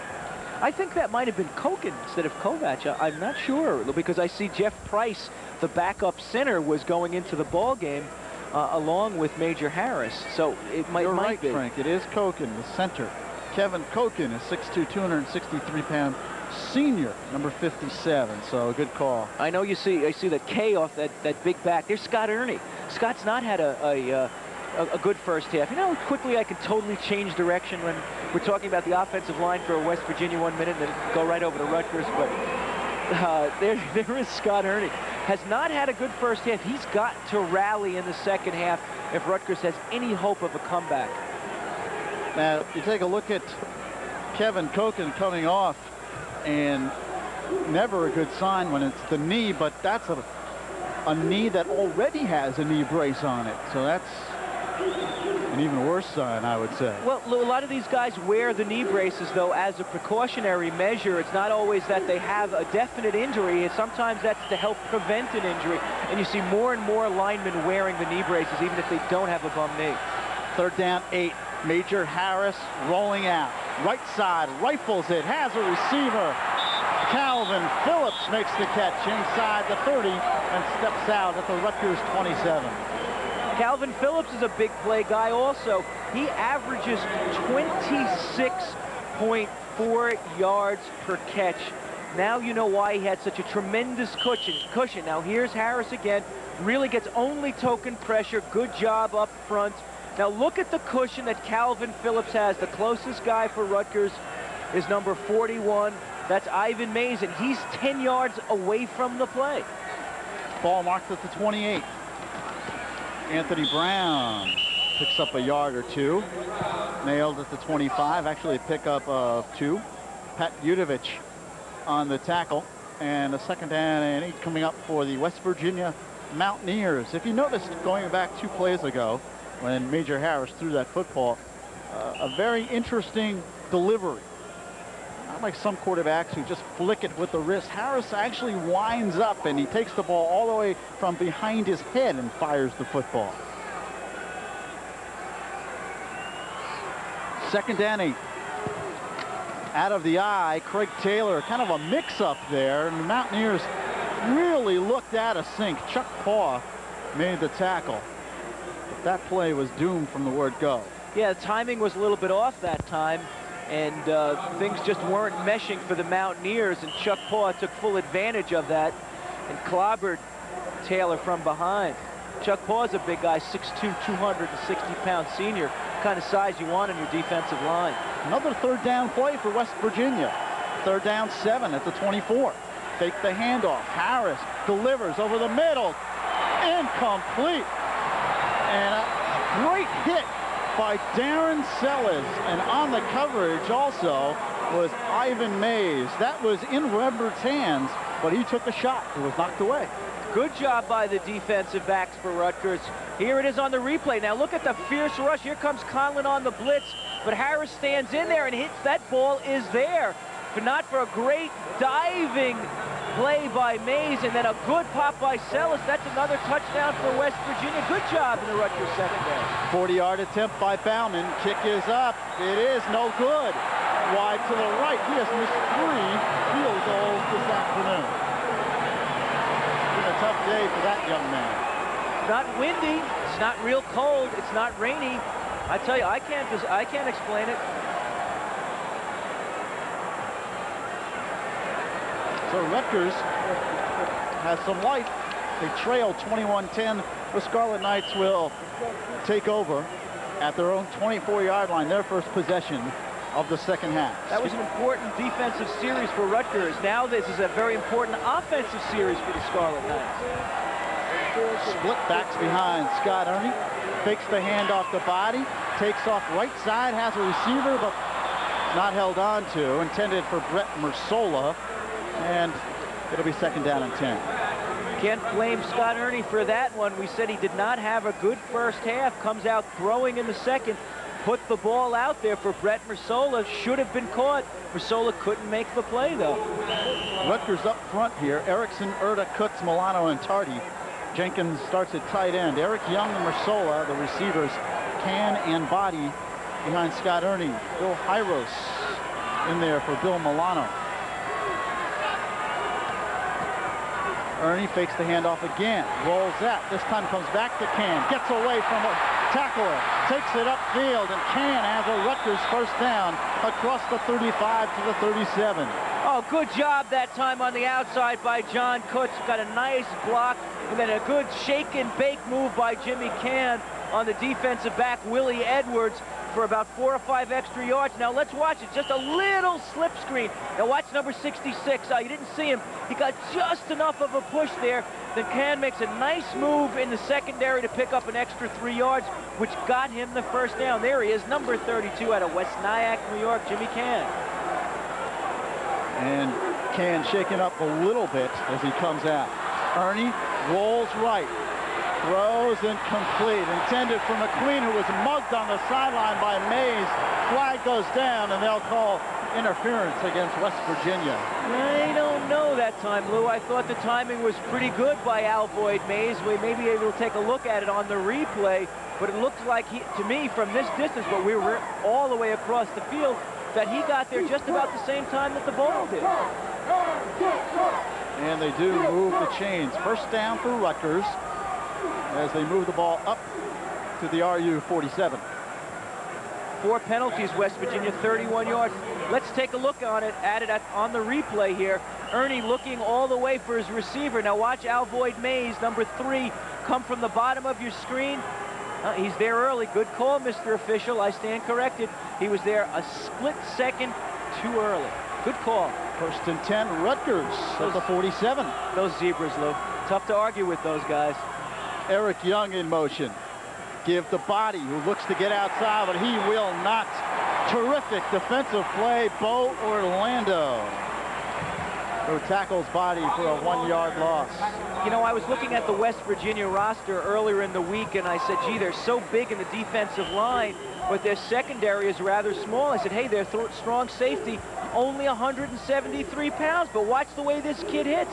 Takes on the 208-pound fullback and takes him down for a loss. That's excellent strong safety play by the 173-pound Bo Orlando. Big hitter for a little guy. Second and 11. Ernie rolls out right again. Has protection, has a receiver wide open. Jenkins, the tight end, makes the catch inside the 30.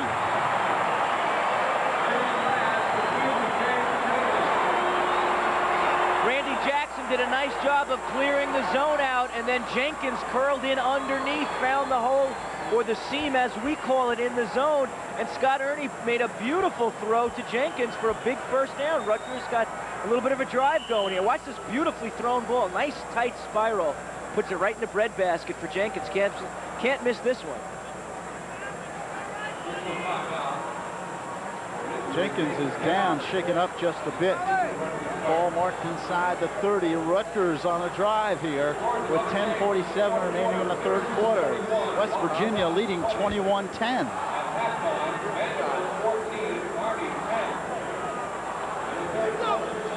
Here's a look at Kevin Koken on the sideline. The West Virginia center doubtful that he'll return today. He's being iced down pretty heavily. That's usually a sign that the player will not return.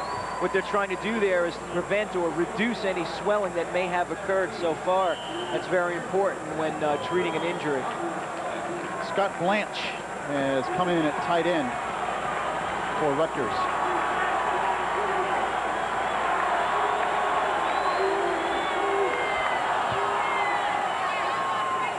Ernie, the body, fumbles, picks it up, and gets positive yardage. Almost another near disaster for Rutgers. But Body practicing his basketball skills there as he dribbled it off the artificial turf. A little early right now for that, though, Lou. That time, a real good job by number 95, Pat Martlett, the backup defensive tackle who's in there. He's 6'5", 251. Mike Body. Smiling a little bit. I was just going to say, Mike Body's smiling because sometimes you get lucky and sometimes you don't. That time, Mike Body was more lucky than good, and he'll take it. Second down, 7. Ball at the West Virginia 26. Ernie, again, good protection. Body makes the catch, but he's brought down immediately at the 23-yard line. Bo Orlando again on the tackle.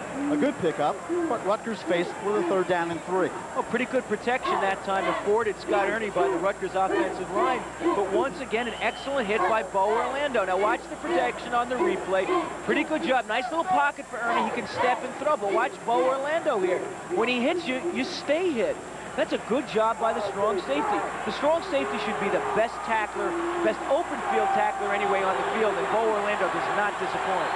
Big play for Rutgers. 3rd down, 3. Ernie in trouble. It's tipped at the line of scrimmage. Young was open, but good pressure by Lonnie Brockman, number 97, a 6'4" junior defensive end. Let's watch it on the lower part of your screen. Somebody gets a big hand up there. No, that's not 97. That's number 87. That's Ronaldo Turnbull. He's an inch taller at 6'5". Just got way up there and swatted the ball away.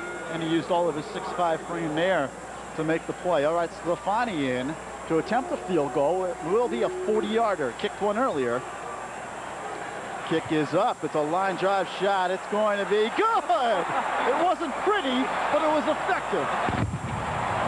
Hey, that's all that counts, Lou. Didn't make it by much, but he got it there. And Sclafani pointing towards the West Virginia defense. There's a timeout on the field. 9 minutes and 3 seconds remaining, third quarter. West Virginia 21, Rutgers 13.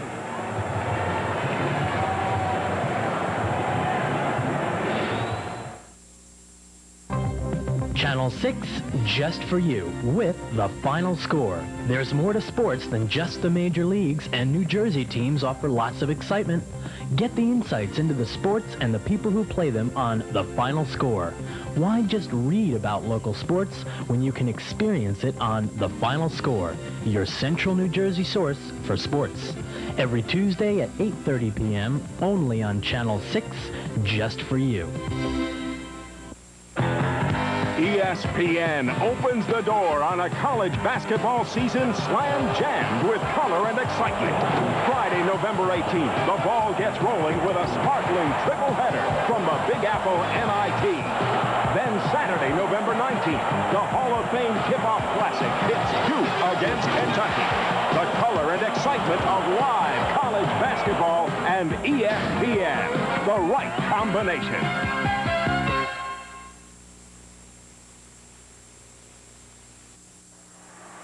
As we return, the Mountaineers returning the kickoff. A lot of returns in that sentence. West Virginia will have the football across the 30-yard line. West Virginia 21, Rutgers 13. Ball marked at the 31. And I'm not sure what that is. I was going to say, that's definitely not a Mountaineer. It's possibly a Mountaineer fan, but that's the Mountaineer's the guy running around with a torn-up jacket. What do they call that, fringed? Looks like something I used to wear in 1968, actually. It's a little bit like Davy Crockett. Well, that's a Mountaineer. Major Harris is a Mountaineer, too, and he's got a big gainer across the 45. Shaken up a little bit, but does get up. Ivan Mays makes the tackle. Nice open field tackle by Mays. Excuse me, Lou, but boy, is he something special. He left Conlon in the dust. Conlon had a real nice angle on him, and Harris just outran it. Is just so dangerous.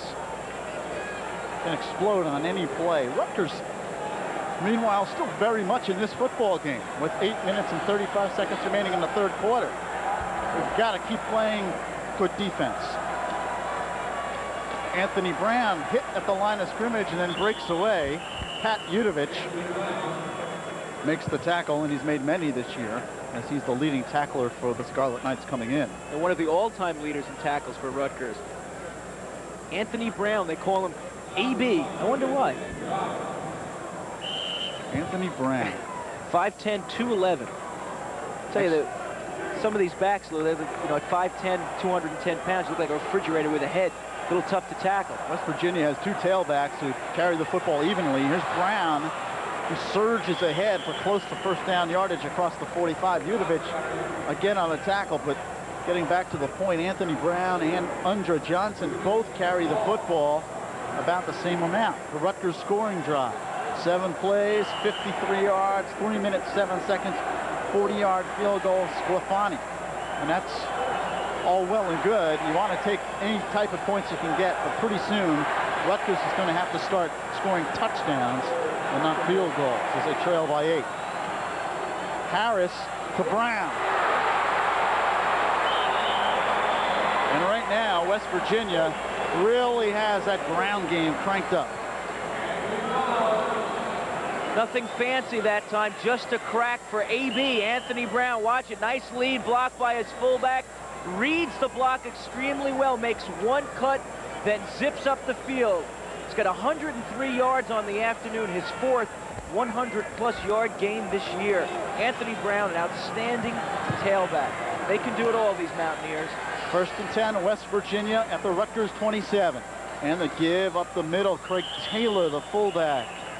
picks up a couple, across the 25, more than a couple as he picks up 4. Second down, 6 coming up. Carter Giles makes the tackle, and the clock continues to wind down here in the third quarter. 6 minutes, 45 seconds.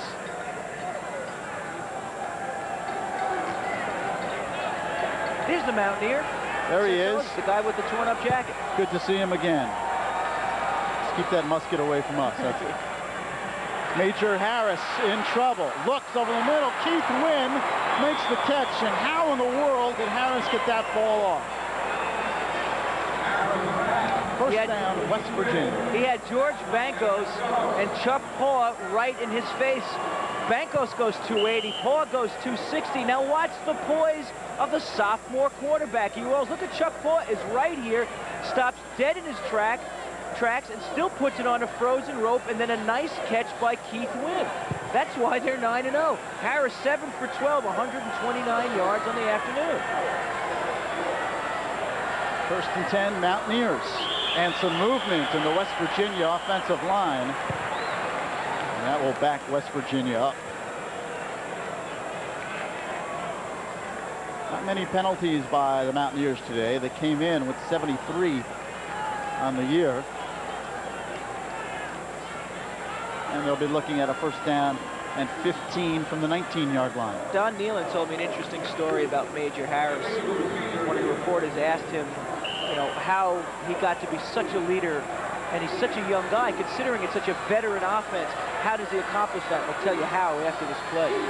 Major Harris looking to throw. End zone. Incomplete. Had a receiver a little bit too far for Calvin Phillips. And there was pretty good coverage by Rutgers as well. It was good coverage, but again, a beautifully thrown ball. He put that ball where the only one who could catch it would be Calvin Phillips, the split end. Either Phillips was going to get it or no one was. Watch him stand in the pocket. Good protection. Look at him wind into that throw and put it right there. And that's almost a 6. Quickly, that story by Nealon. He says, how does this guy lead? He said, well, one play, it was a broken play, scrambled for about 30 yards in the backfield, then threw a 60-yard touchdown pass. And they gave all his credit to his offensive linemen. They love him. Second and 15. Harris looks to run. Gets away. He's at the 20. Angles to the 15. Still on his feet and brought down at the 14-yard line. I'm laughing up here. If I was a secondary man, I tell you, Lou, I wouldn't be laughing having to face this kid. He is excitement personified. That was as good a 2-yard run as you're going to see. Watch this. He breaks a tackle there. Another move there. Watch another move right here. Okay, then he can't make this. There you go, Glenn Miller. He just couldn't make it past Glenn Miller. Otherwise, unbelievable. And he still almost kept his feet. West Virginia has called timeout. Mountaineers called for time. 5 minutes and 10 seconds remaining here. West Virginia leading 21-13. The Mountaineers have been deep in Rutgers territory on many occasions today. However, they have come up empty on several occasions, mainly because Charlie Bauman, their fine field goal kicker, has not been able to get the ball through the upright. Mounties have scored 49 touchdowns this year. You talk about the big play.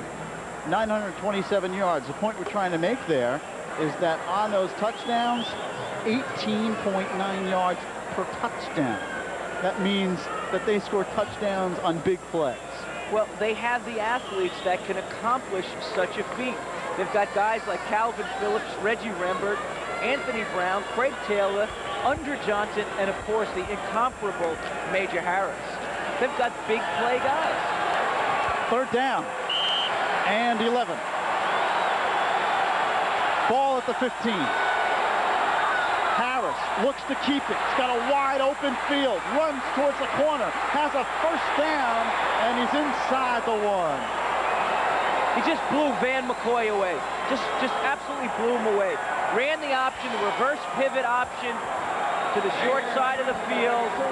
Van McCoy. Now watch number 12 on the inside. See him in your screen. Watch this. He's got him. He's got him. Wait a minute. I don't have him. That is superlative quickness. He just blew right by Vaughn McCoy. That is talent, folks. 8 rushes for 96 yards. Major Harris, a legitimate Heisman Trophy candidate in only his sophomore year. Mountaineers, first and goal at the 1. Craig Taylor still has it. Touchdown. touchdown. Great second effort by the Mountaineer fullback.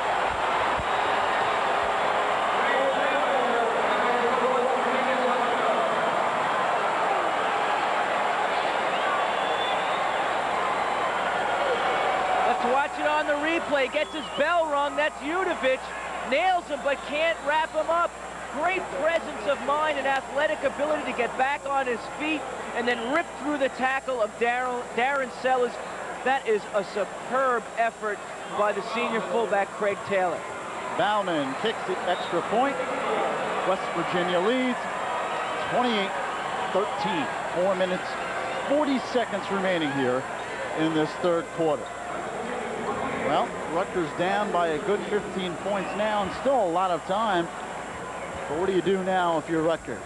Well, Rutgers most certainly cannot push the panic button, Lou. They still got to do some things that they have done effectively so far in the ball game. Scott Ernie has looked pretty good when he's rolled out. They've mixed in a couple of runs and stuff here and there. I think you might see them try to slow down the pass rush of West Virginia because they'll be coming, knowing that Rutgers has to throw the football. Maybe with some screens and some draws, which have been effective plays for Rutgers. They certainly can't lose their heads and try to get it all back in 1 or 2 shots. There's plenty of time left.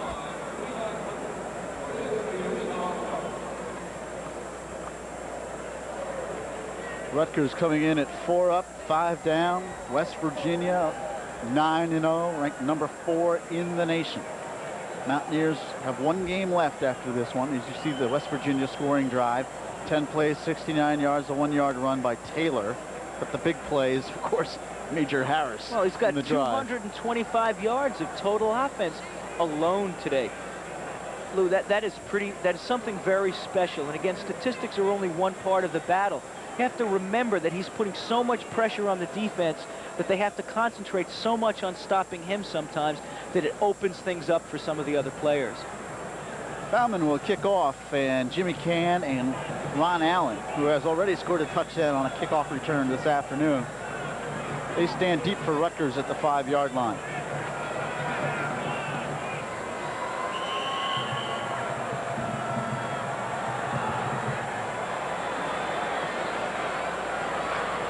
Fumbled by the Scarlet Knights, still loose, but Rutgers does recover at the 22. Poor communication that time between number 89, Damian McGuire, a backup tight end, and Jimmy Cann, the running back. They didn't talk to each other. Jimmy, as a matter of fact, looked like he even pushed McGuire in the back to try to get to the football. They got to communicate down there. It's just like a baseball play. It's just like a pop-up. Watch it on the replay. See, Jimmy Cann is all over him right there. They've got to talk to one another. Rutgers with the football at the 22. 1st and 10 for the Scarlet Knights. Receivers, 3 receivers split out left side. Here's Ernie rolling out left side. Looks, has a receiver. Mersola cannot hold on. Right there, a little bit of lack of concentration by Brett Mersola. Had it, didn't look it in. Well, remember, early on, Mersola took a good shot in the back of the head. Since then, he's had trouble concentrating on catching the football. Lou, as a defensive back, that's why they coach you to pound on these receivers. It's not that they want you to be a nasty SOB. They do want you to be that, but because it becomes effective for you late in the game. From hitting these guys so hard, so long, sooner or later they're looking all over the place instead of where they should be looking, and that's looking the football into their arms and body. 2nd down, 10 at the 23. Jimmy Cann hit at the line of scrimmage and driven back. Chris Parker on the tackle. Skip Fuller also on the tackle. Fuller, 6'1" junior. There's a look at Skip. Makes one big play, and then he's out of the ball game. Skip out of Somerville, New Jersey. Thought you knew that name, didn't you, Lou? I saw you look around, you looked for the roster and said, bet you that's a Jersey kid. 3rd down, 7 at the 25. Rutgers looking to keep possession. Ernie to throw. In trouble, and it's nearly, yes, it is intercepted. Theron Ellis picks it off for West Virginia, and a poorly thrown ball by Scott Ernie. Just no zip on it at all. Scott just lofted it up for grabs. That was a pressure interception. He felt the pressure of Ronaldo Turnbull. Watch him out of the right side of your screen, number 87. Bill Hyros is trying to block him now. He does not touch Scott Ernie, but he's in his face, and he causes Ernie to throw the ball before he was really ready to throw it and force the interception. West Virginia, first down, 10 at the Rutgers 31. Craig Taylor still on his feet down to the 25, and a face mask penalty also will be tacked on against Rutgers, and things now going sour for the Scarlet Knights. Tim Lester, Glenn Miller combining on the tackle. I think Lester got him by the mask, though, Lou, that time.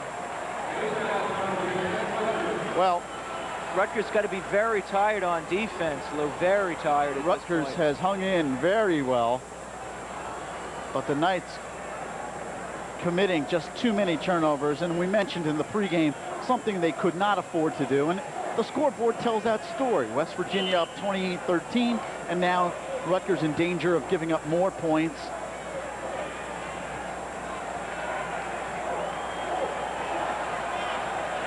And those turnovers will just kill you every time.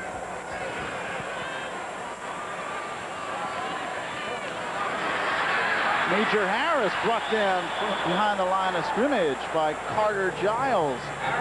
A very good play defensively. Oh, nice job by the nose guard there that time. Carter Giles, a 6'1", 260-pound senior. Let's watch him. Watch him shoot the gap here.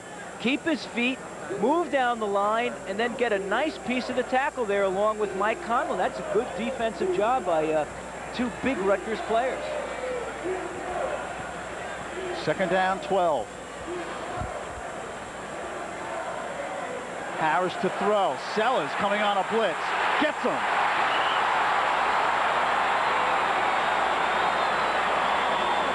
Corner blitz by Darren Sellis.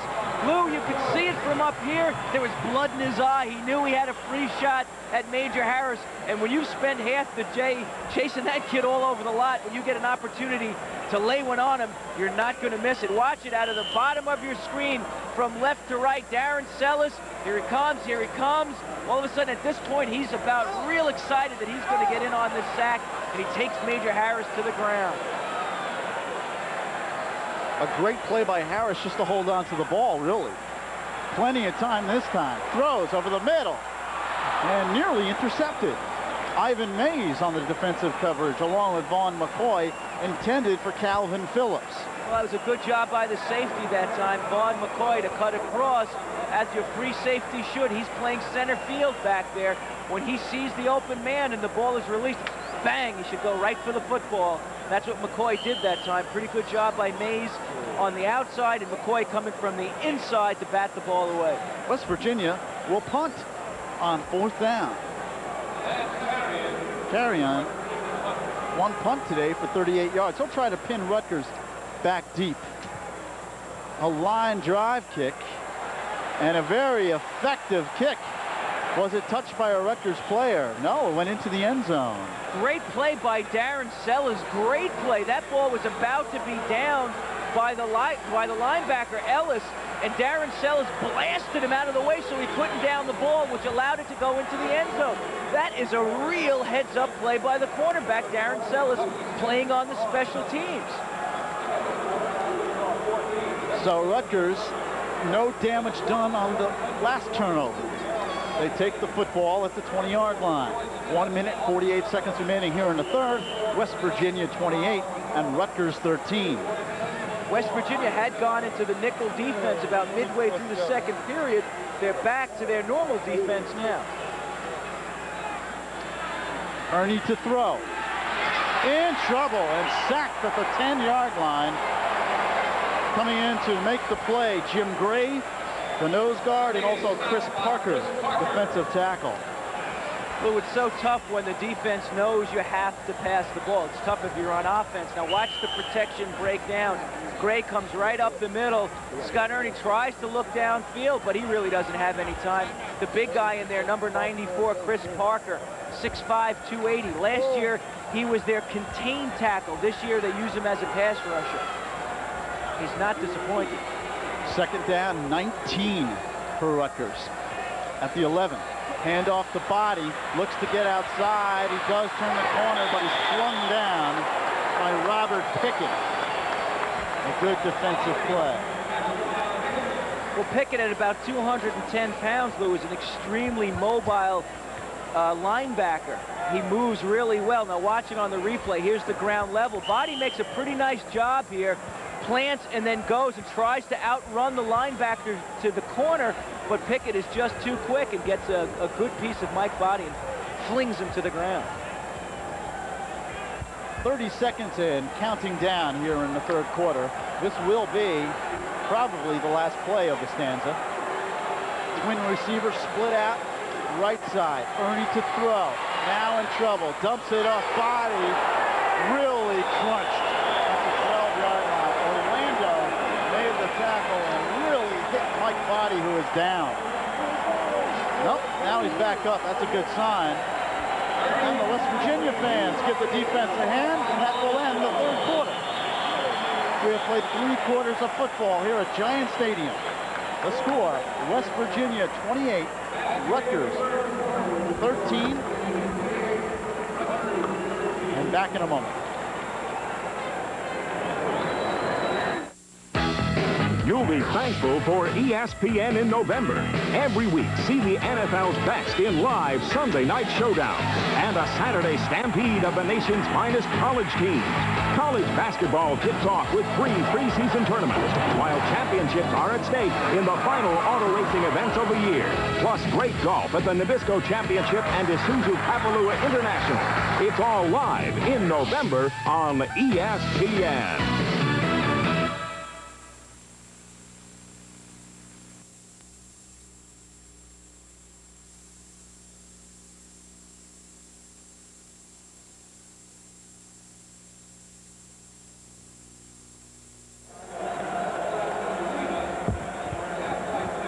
Fourth quarter, just about ready to get underway as Rutgers trailing West Virginia by 15 will have to punt out of their own end zone. Matt O'Connell into kick for the Knights, and the Mountaineers figure to get tremendous field position. Grantis Bell stands at the 50-yard line.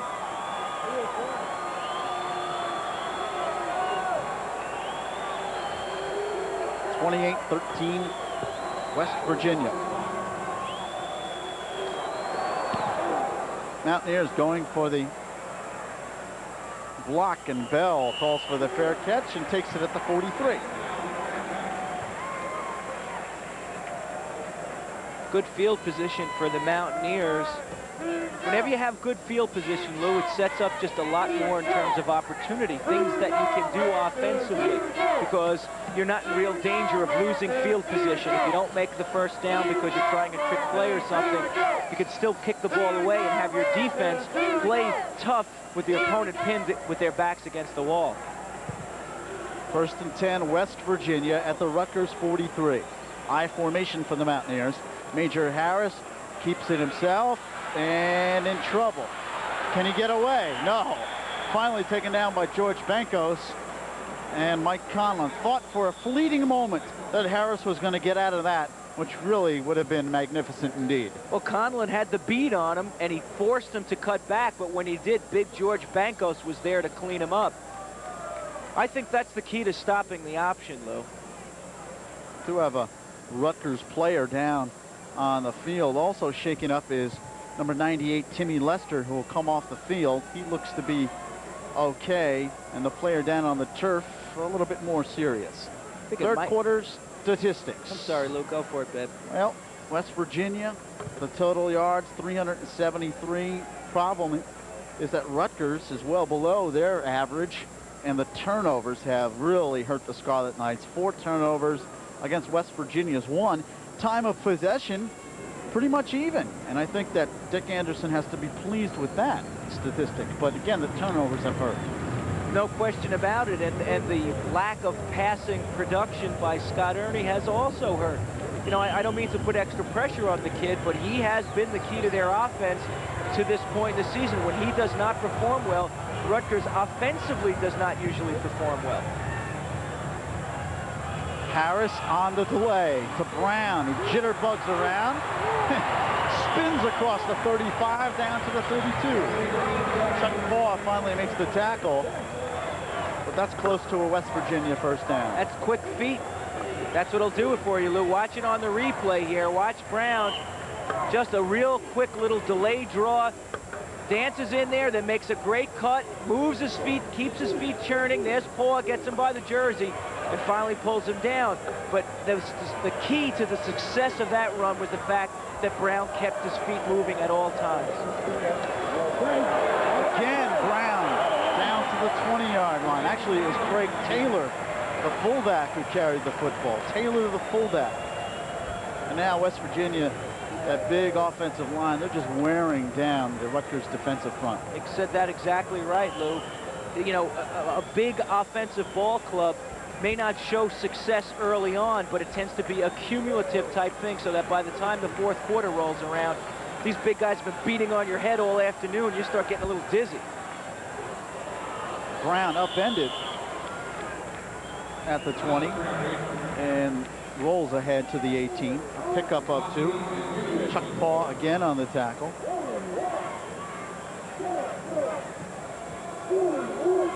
Second down, 8 coming up for the Mountaineers. Paw has come in for Steve Tompkins and done a real good job, the senior. I think they put him in. He's kind of a bulky guy at 6'2", 260. I think they needed that on the defensive line. 13 and a half remaining. Fourth quarter. Craig Taylor. Touchdown, West Virginia.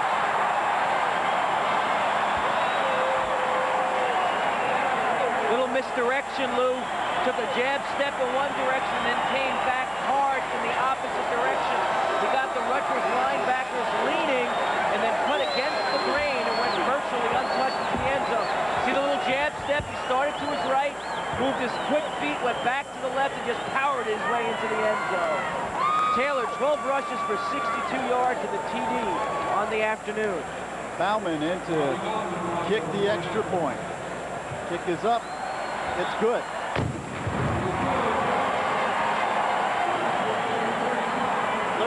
Minutes and 9 seconds remaining. Fourth quarter. West Virginia 35, Rutgers 13.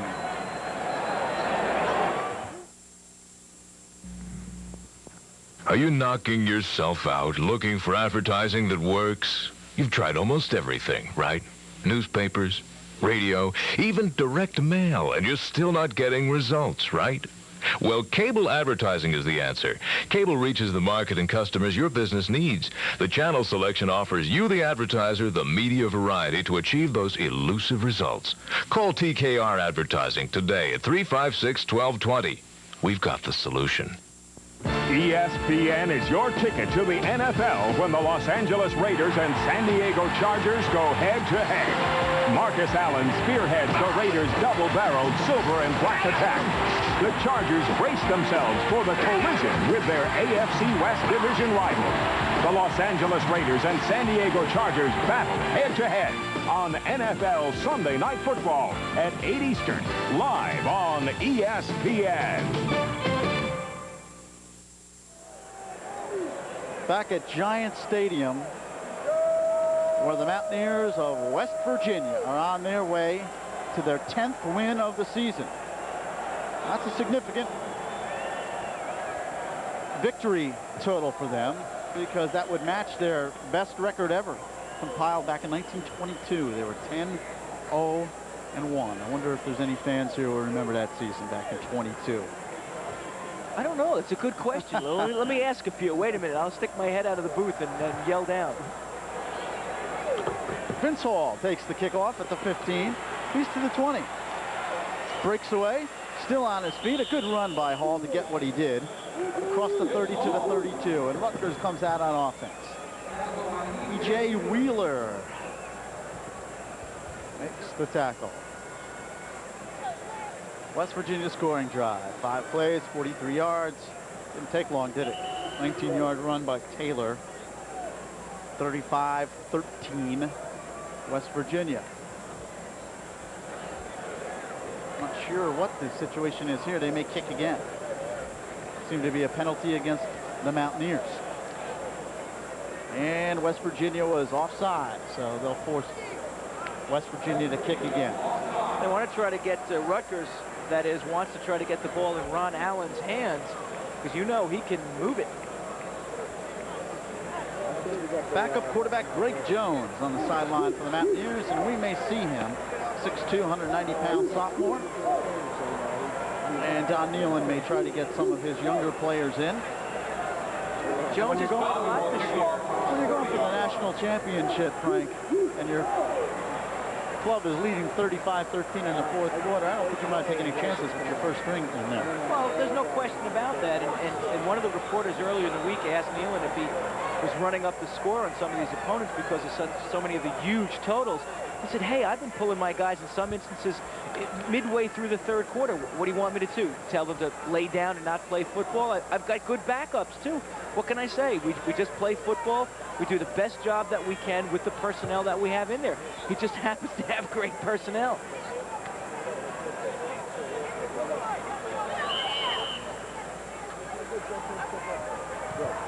Bauman kicks off again. Ron Allen at the 15, to the 20, 25. This time he's spun down at the 35 and rather rudely by E.J. Wheeler. Yeah, he said, hey, I made it the first time, I can do it again. No penalty flag is going to stop me. He's from Morgantown, a hometown kid. Mark the ball at the 36-yard line.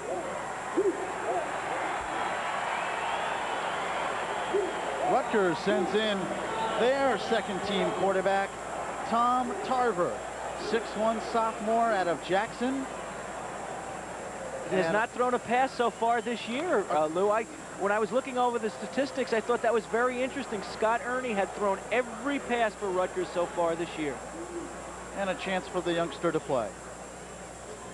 And he's back to throw. Looking and sacked. Well, Mountaineers say, welcome, Tom Tarver, to the game. Not a very auspicious beginning for the young sophomores. Jim Gray, who's played a great game for a freshman at nose guard. He's been in on 2 or 3 sacks. That's unofficially. There he is, number 98. And he's hurried the passer on numerous other occasions. You normally don't get that kind of a rush out of your nose tackle. Their job is usually to plug the middle and stop the run. He's done a great job at rushing the passer.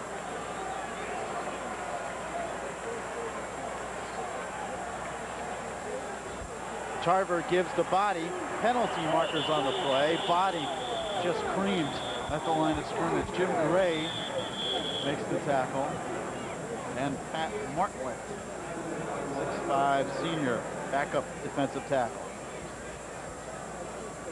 Illegal procedure against the Scarlet Knights, and it probably will be declined by the Mountaineers, which will bring up a third down and 15, which is something you don't like to see a young quarterback, a situation you don't like to see a young quarterback in. Well, this is a character-building situation for all of the Rutgers players, particularly the young ones. Here, Lou, is when you establish what kind of an attitude you want out of your players. Obviously, Rutgers is going to go down to another defeat, which seals their fate on a losing season, which has got to hurt, but that doesn't mean you can quit.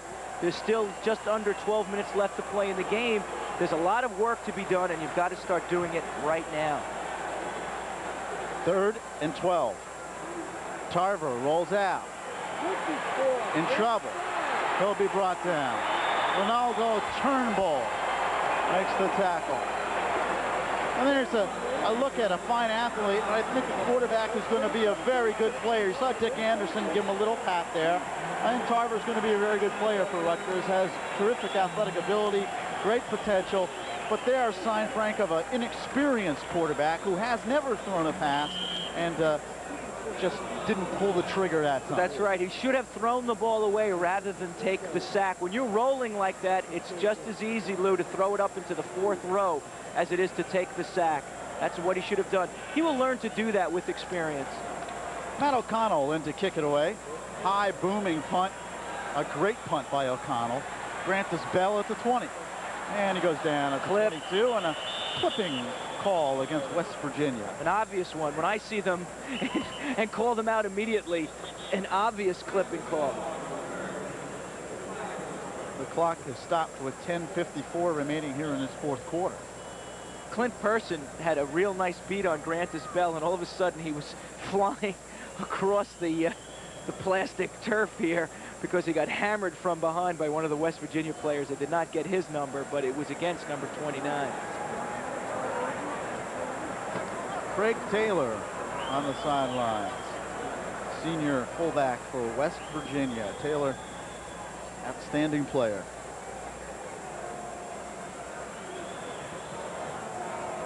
And Craig out of Linden, New Jersey, so a local youngster playing for the Mountaineers. Watch the clip. Watch the left side of your screen. Watch 29 all of a sudden come flying across right there. Number 23 did the clipping for West Virginia.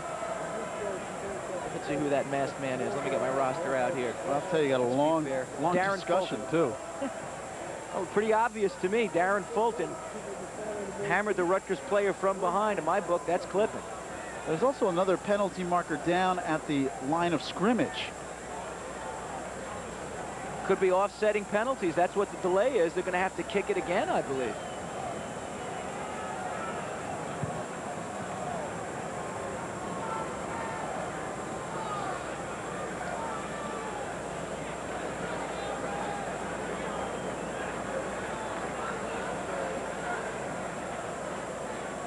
And Rutgers, I believe, will kick again.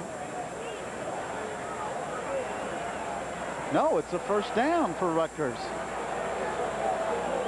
Let's see what this penalty's all about.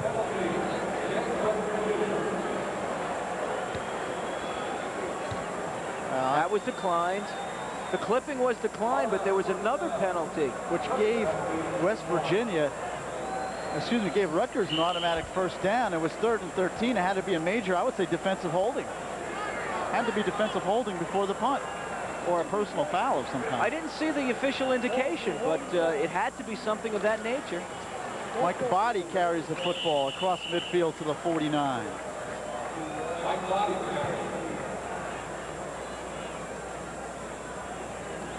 Pat Martlett on the tackle for the Mountaineers.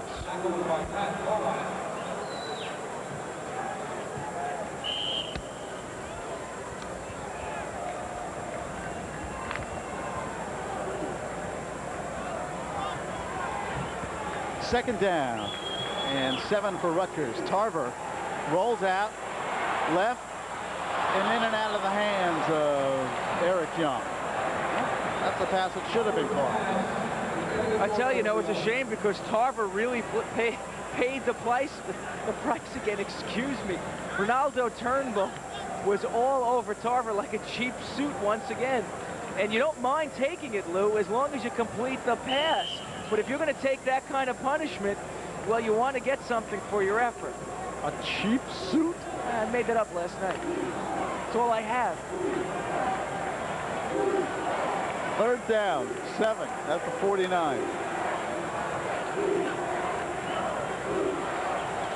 Tarver.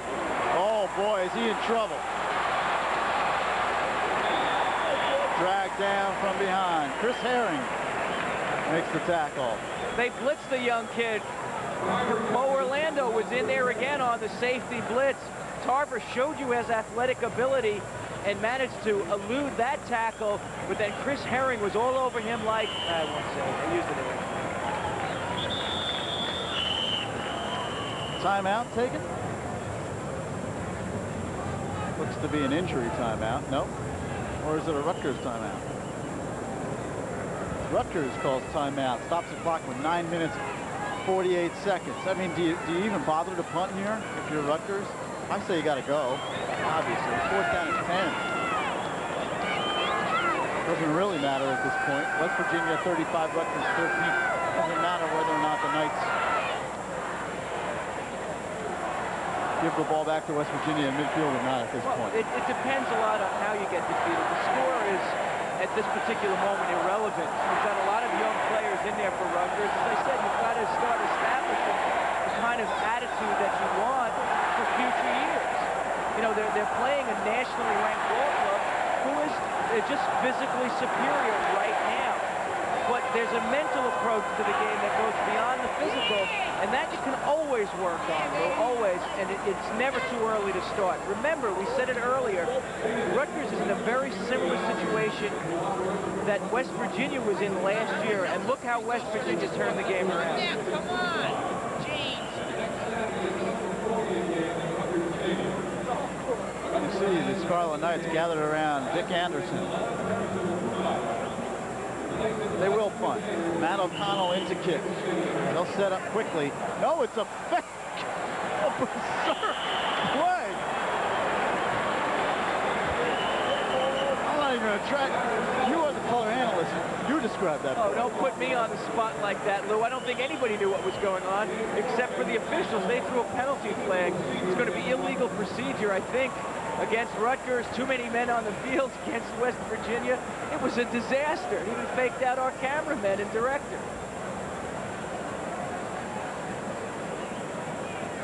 It is a legal procedure, obviously, against Rutgers. Too many men on the field against West Virginia. It's fourth down all over again. I don't know if we'll get a replay of that, but I don't think I want one, Lou.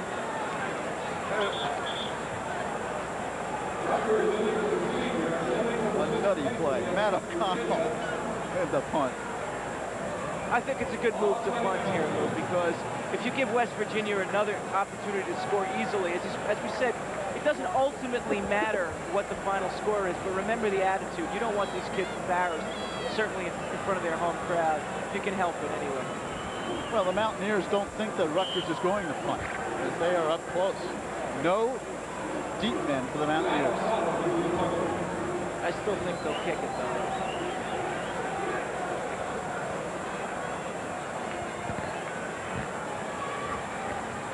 And indeed, O'Connell does. Bounces at the 20, at the 15, and touched by a Rutgers player at the 17. So all of that, the Mountaineers have the football at the 17-yard line. 9 minutes, 33 seconds remaining, fourth quarter. West Virginia next week takes on Syracuse in what will be the game for the Lambert Trophy. Syracuse has defeated Boston College today, and the Orange Men and Mountaineers will play in Morgantown for Eastern Supremacy next week. Last year, one of the best games of the season was West Virginia at Syracuse when Don McPherson and the Orangemen pulled out a last-second victory over these Mountaineers. This time, the Orangemen have to travel to Morgantown, where West Virginia is exceptionally tough. Bouchard on the tackle, and we'll have to get our roster out because you're going to see a lot of different players now for both Rutgers and West Virginia. Second down and 8 for the Mountaineers.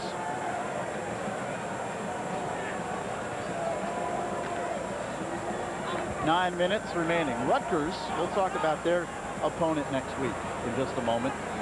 Greg Jones is the quarterback for West Virginia. Gives up the middle, spinning for some yards.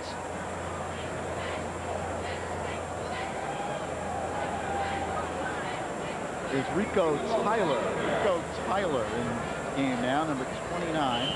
Junior running back out of Pittsburgh. Just give us a few moments, folks. It takes a little while to get organized with these wholesale changes. We've got the rosters handy. We're ready to rock and roll again, Lou. Let's go for it, big guy. 3rd and 4 for the Mountaineers at the 24. Greg Jones to throw. Has protection. Now he fires incomplete, and the West Virginia fans thought it was a late hit on Vaughn McCoy against Jamie Lamont. No flag. Good play, West Virginia will punt. Good play, well-timed hit by Vaughn McCoy. He timed it perfectly. It was close, but that's the way you want it to be, to make sure that you're arriving at the same time the ball is arriving. That was a good job by McCoy. And the Mountaineers will punt. Carry on. From the 10. Lets it go. Hit a West Virginia player at midfield. The officials have the mark. Rutgers will get the ball there at midfield.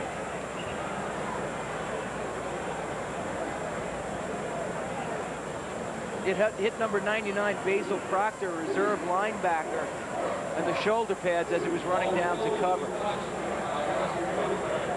Ball marked at the West Virginia 48. Rutgers 1st and 10. 8 minutes remaining, fourth quarter. Tom Tarver brings Rutgers up.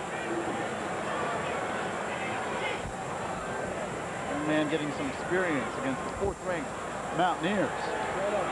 Has protection, has a receiver. Randy Jackson inside the 10. A beautifully thrown football by Tarver, 43 yards to Randy Jackson. Boy, watch it out right here. He rolls to his right and then throws back to his left.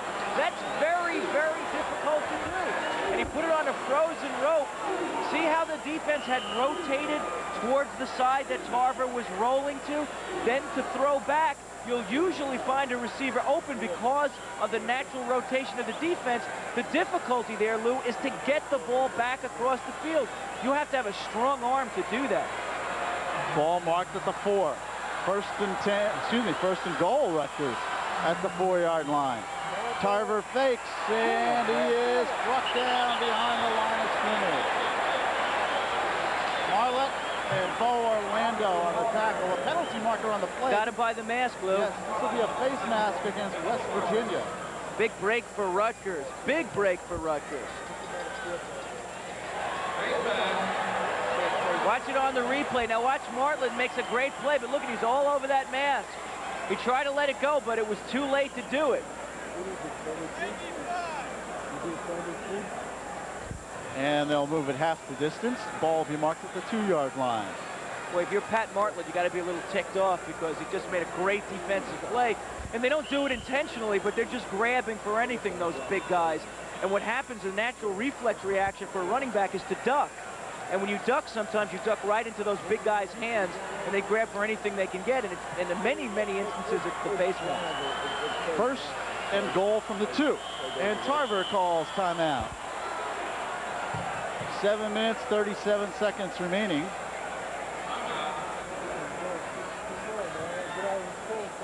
And Rutgers looking to get some points here in the fourth quarter. West Virginia 35, Rutgers 13. Rutgers takes on Colgate next week. The Red Raiders, a Division I AA team. And I might add this year, this particular season, not a good Division I AA team. Well, they've traditionally given Rutgers a hard time. They've always played Rutgers well, so don't worry too much about the fact that they play in a different league. Oh, that wasn't us. Well, that was us, folks. That last little thing wasn't necessarily us. That was a neat move. Rutgers, again, as you mentioned, has had some tussles with Colgate. This year, though, the Red Raiders down for whatever reason, and Rutgers will be a solid favorite at Rutgers Stadium. You know, I was here in 1976 when Rutgers completed its undefeated season, and Colgate gave Rutgers all it could handle. And if it wasn't for a couple of breaks in that game, that might have ended Rutgers' undefeated season. Vince Hall, man in motion. Mike Body trying to step into the end zone and does. Touchdown, Rutgers. And Body is down in the end zone, but appears to be all right. A good shot on the hip, but a superb individual effort by Mike Body. Sometimes, Lou, you just won't be denied. That's character. His team is down big. Now watch as he takes the handoff. Pretty good blocking up front. Now watch him take the shot right on the hip, right there. Ouch, that hurts. But spins and takes the pain and gets into the end zone.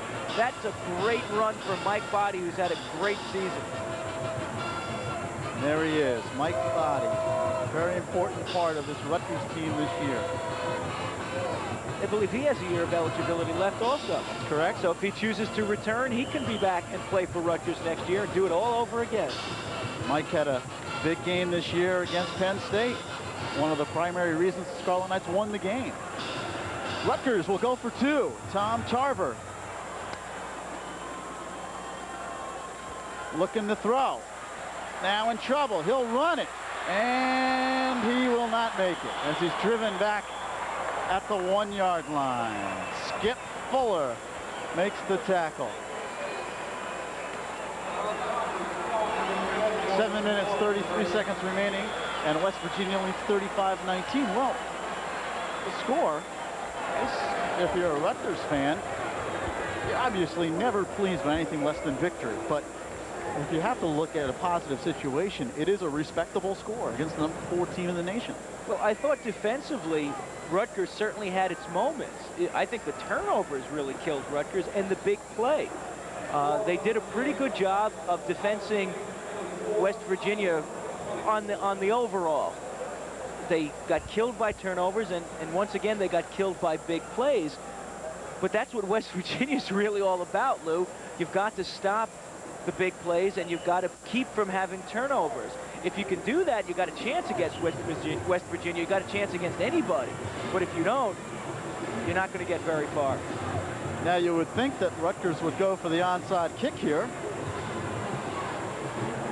And I think that West Virginia feels the same way, as most of the players that are in for the Mountaineers are backs and receivers. You know, it's the same thing for Rutgers. You got to realize that they may throw in an occasional linebacker just sometimes to put a pop on somebody to try to cause a fumble, but yet all the rest are backs and receivers. Doug Giesler will do the kicking. And it is an onside kick. And it's fielded and knocked out of bounds, I believe. It will be West Virginia's ball. Hey, Rutgers had a chance. That was a well-executed onside kick. They just couldn't come up with the football. 3 plays, 48 yards, 38 seconds, 2-yard run by Body. The run failed, and it was a big pass from Tarver to Jackson, the big play in the drive. No, and Tarver really looked good in completing that pass to Jackson. Mike Body on the afternoon, 22 rushes, 78 yards, and the touchdown. That's a good afternoon against a real tough defensive ball club. Greg Jones brings the Mountaineers up. They have a first down and 10 at the Rutgers 47. Give up the middle and a couple of yards across the 45 to the 43. Clock winding down, 7 minutes, 20 seconds remaining, fourth quarter.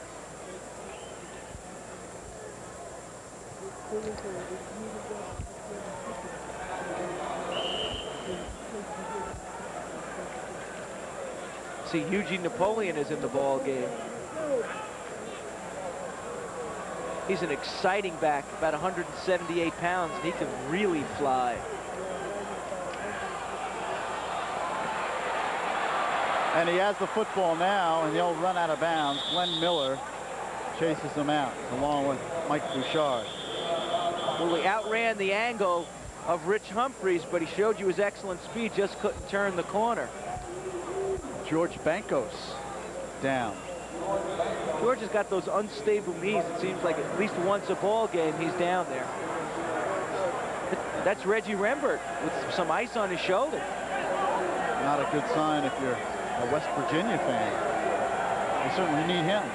No quest for the national championship. No doubt about it. Boy, I tell you, if you can get a 6'6" receiver who can run and a guy who can get him the football like Major Harris, boy, that is real nice to have. No, Eugene Napoleon out of Jersey City, New Jersey. Quite a few Jersey kids on this West Virginia roster. Bankos seems to be okay, and they'll escort him off the field. George Bankos. Has a history of knee trouble, Lou, and it does. He plays with pain, and it does trouble him from time to time. And as we said, in the Rutgers games that we've done, in virtually every game he's gone down at least for a little while because of those sore knees.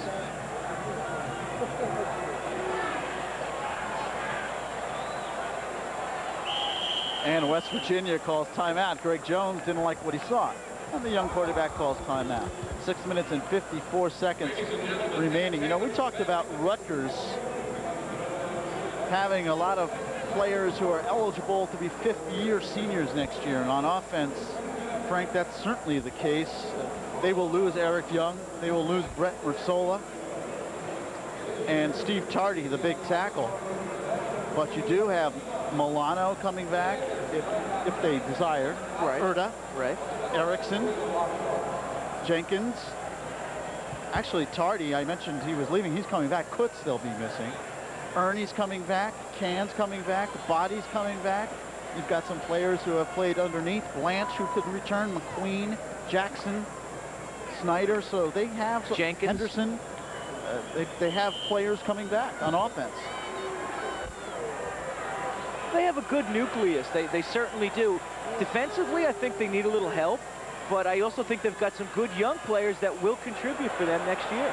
Jones overthrowing his intended receiver, and that was Calvin Phillips. And Calvin would have needed a step ladder to catch that one. You need Reggie in there for that one. And even then, he might need a short step ladder. In fact, I don't know if a step ladder would have been appropriate. More like a hook and ladder fire truck to get up to that one. A bucket truck. Way over his head. All right, carry-on's in to kick the ball away. Snyder and McCoy are deep for Rutgers. It's an end-over-end kick. Bouncing away from Snyder and out of bounds. Rutgers gets the football at the 10-yard line.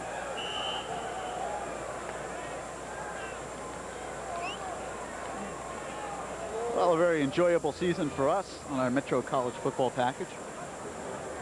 We've had some very good games. This one was a good game for 3/4 of football. Very competitive, Lou. Real competitive. Certainly Air Force Army was a very fine game last week. Rutgers Temple was an excellent game, even though it didn't turn out well for Rutgers fans. It was an exciting game. Rutgers Army. Well, that was the big upset there for Army, and that made it exciting. They really outplayed Rutgers here in the Meadowlands. Giles to Snyder on the reverse. Needs a block. Really didn't get one as he was out of bounds at the 22-yard line. Brett Snyder playing for the Scarlet Knights. 5'8" junior out of Bayville, New Jersey.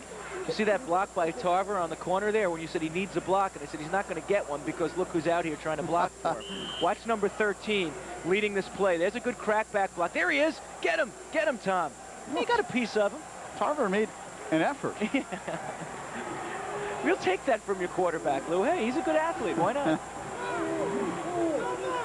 Of course, Theron Ellis, number 66, who he tried to block, just swatted Tarver away. Yates makes the catch. Spinning, Andre Yates close to the first down. He's at the 25. He'll be about a yard shy. A 3rd down and 1 coming up for Rutgers. Let's watch it on the replay here. There's Tom Tarver. He turns, looks, throws. He's got a good, strong arm. Yates does what he has to do, which is catch the ball first, then spin upfield and try to make yardage. You know, people always say, well, why do quarterbacks get hurt? I mean, when they throw a block, other guys do it and don't. Do you ever see the protection a quarterback wears sometimes? Those shoulder pads and stuff do not compare with what a running back is wearing. 3rd down and 1. Mountaineers pick up the football, but they say that it is Rutgers' ball. Still don't know if he got the first down, though, Lou, anyway. Don't believe the Scarlet Knights picked up the first down.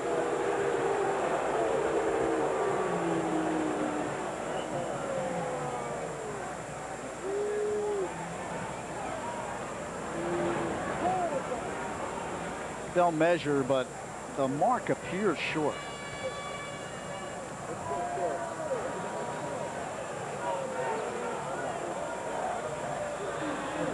Nope, it's a Rutgers first down. Lou, I would have figured this late in the season you would have had your marks down by now. I don't know. Gotta love these West Virginia fans. Are they thinking national championship or what? They're winning 35-19 in the 4th quarter. They're booing because Rutgers gets a first down. They didn't like the spot. Hey, they love their football in West Virginia. Make no doubt about it. If you read their press guide, Lou, you'll realize how important this Mountaineer football program is to the entire state. They really get behind their college football team. 1st and 10 at the 25. Tarver throws, nearly intercepted by Theron Ellis. He's all over the place, isn't he? Yeah, for a big guy, he certainly is. That was an ill-conceived play that time by Tom Tarver. That's a rookie mistake. He threw it right into the teeth of the coverage, and that man, Theron Ellis. Here it is on the replay. Now watch. He looks at the one receiver all the way, scrambles a little bit, and then tries to force it in there. No, Tom, you don't want to be doing that. 3 white shirts right there and only 1 red. That's a mismatch. 2nd and 10.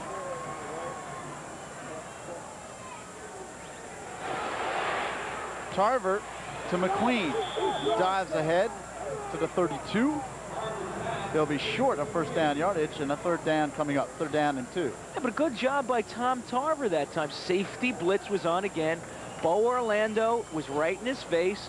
Tarver hung in there and got the ball out to the receiver. He shows signs of being something real special. Should be noted that West Virginia did go to the second-string offense, but many of the first-string defensive players are still in there for the Mountaineers. That's a good point, Lou.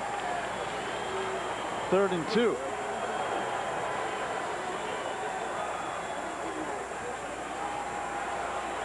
Tarver lets it go, incomplete. Intended, I guess, for Snyder, although Tyrone McQueen was running the deep route on that side of the field. Well, what they're trying to do in a situation like that is clear the zone out. McQueen takes the cornerback deep with him, and they try to slip a receiver in underneath. That time, Tarver got caught in between. It looked like he was a little indecisive in whether he wanted to throw the long man or the short man, so it went nowhere. 4th down. 4th and 2. And with 4:34 remaining in the game, obviously Rutgers will go for it. Tarver to throw. He's in trouble. He's down.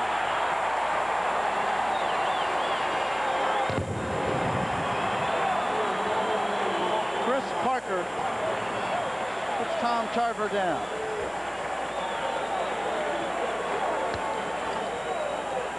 Here comes Chris Parker, number 94. He beats the block of number 60 for Rutgers. That's the backup, Alan Mitchell, the offensive tackle, a young guy. Just beat him with a strong inside move, and he was all over Tarver before he knew what hit him. West Virginia may score again. 1st down and 10 at the Rutgers 25. 4.5 remaining. Jones gives to Napoleon, and he's crunched down at the 32. And Rutgers has kept their first-string defense in now, or at least brought them back in for this series. They certainly don't want West Virginia in the end zone again. Absolutely, no question about it. This is pride time. That's what you're playing for. Obviously, Rutgers is going to be on the short end of this score, but there are many other considerations beyond the final score. It's mental preparation you're starting to establish not only for next week, but for next year. The type of strong mental attitude that you need to build a winner. 2nd and 8.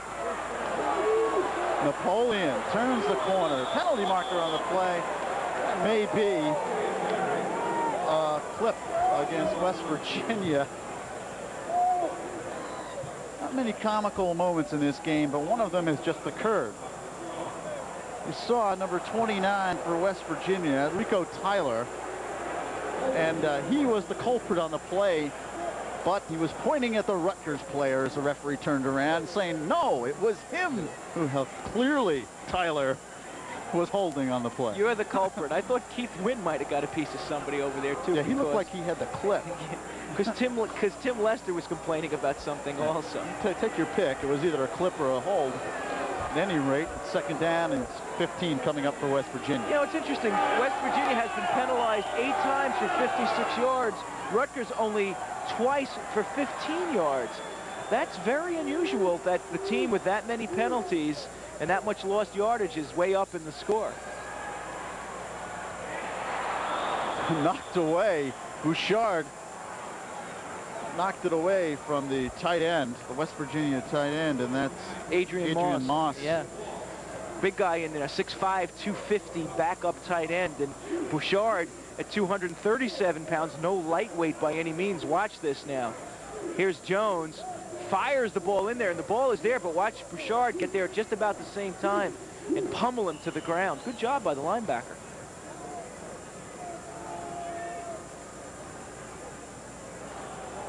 Interesting, West Virginia, though, still throwing the football. With their outstanding ground game, I thought they might have stuck to the ground, excuse me, a little bit more here in the 4th period. And they do go to the ground here. Tyler across the 30 to the 27-yard line. 3 minutes and 35 seconds remaining. Tyler's shaken up a little bit. West Virginia will have a 4th down and 12.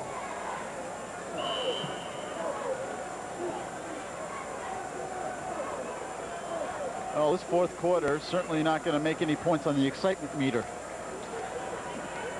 I'm sorry, Lou, I dozed for a second there. No, it's a situation where typical, really, that where West Virginia has just taken a commanding lead. That's it. Greg Jones in trouble, still gets it away, and then throws it way out of bounds. Intended for Grantis Bell. Good coverage by Rutgers. And the Knights will get the football back with 3:03 remaining. Jones looked pretty good that time. He was hanging in there against a strong rush. Just kind of shrugged off the Rutgers player and still got the ball downfield. I tell you, this is a deep, talented ball club, this West Virginia Mountaineering team.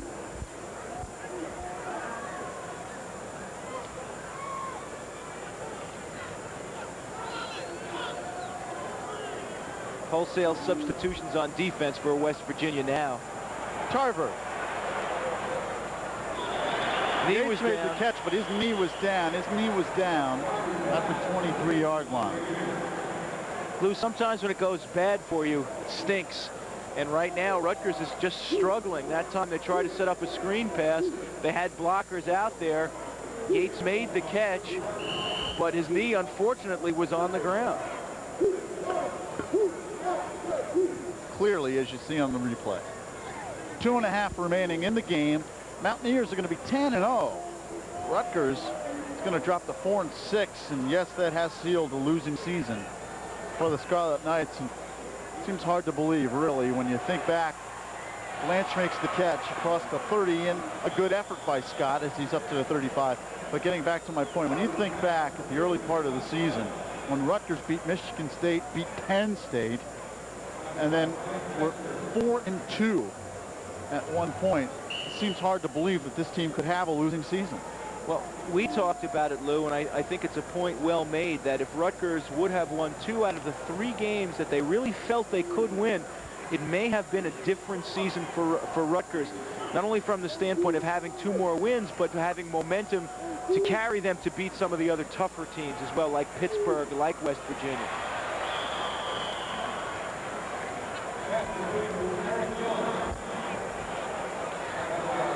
Yeah, you know, if you sit and you analyze the season, and certainly it's easy to do in hindsight, but sure, when you analyze it, certainly Rutgers was expected to be an underdog to West Virginia when the season started. Probably Pitt, of course. Those are 2 losses probably that Rutgers would have had, and you would have figured 4 losses probably. Syracuse being another, maybe only 3 losses, because really Rutgers was favored to beat Vanderbilt. That's right. Was favored to beat Army. As Tarver looks long, Snyder makes the catch at the 25. Nicely thrown ball. Beautifully thrown ball. As Snyder didn't have to reach and stretch for the reception, he was gone. It was a little flood pattern. McQueen ran the straight fly pattern. Watch it here. Now watch Snyder on the post, and the ball is right there, beautifully thrown for 33 yards. Snyder had to give it his all to get to the ball. If he could have kept his feet, he was gone. And the Mountaineers go offside unless they call it against Rutgers. To get back to my point, Rutgers favored against Vanderbilt, favored against Army, favored against Temple, and lost them all. If Rutgers had won those 3 games, certainly they'd be sitting with 7 victories at this point, looking for an 8th win next week against Colgate and maybe a bowl bid. That's right. 1st and 15. The Knights looking to get another touchdown here with 1 minute and 2 remaining. Tarver to throw. He's hit immediately, hits McQueen, who makes the catch and is brought down. Face mask going to be tacked on to that also. Rutgers in good position to throw in another respectability score here, make it just a little bit tighter.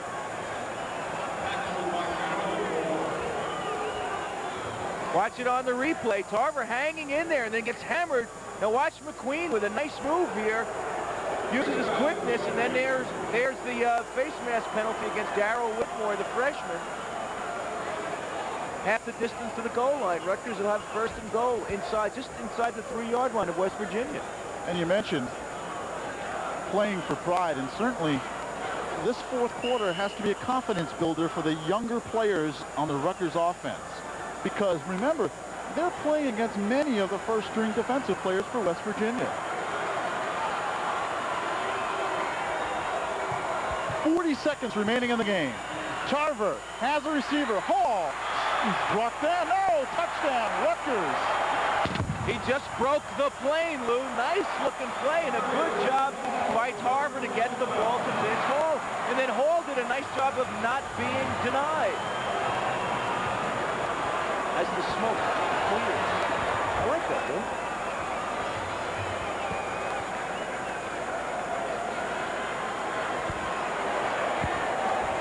And obviously, Rutgers will go for 2. He just did break the plane. He paid the price for it, but he got the reward. 6 points for Rutgers. Should be mentioned that there's only 35 seconds remaining, but if Rutgers gets his 2-point conversion, they're within 7, and then kicks an onside kick. Hey, why not, Lou? Tarver looking, Young cannot make the catch, but a penalty marker in the end zone. That'll be interference, I believe, against West Virginia.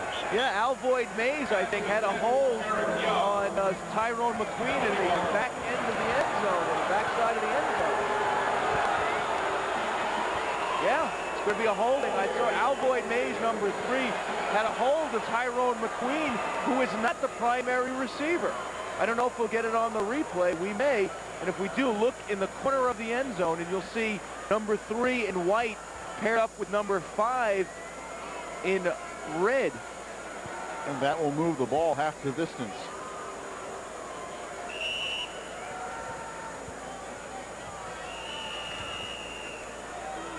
Nope, won't get a chance to see it, but that's what it was, Lou. I promise.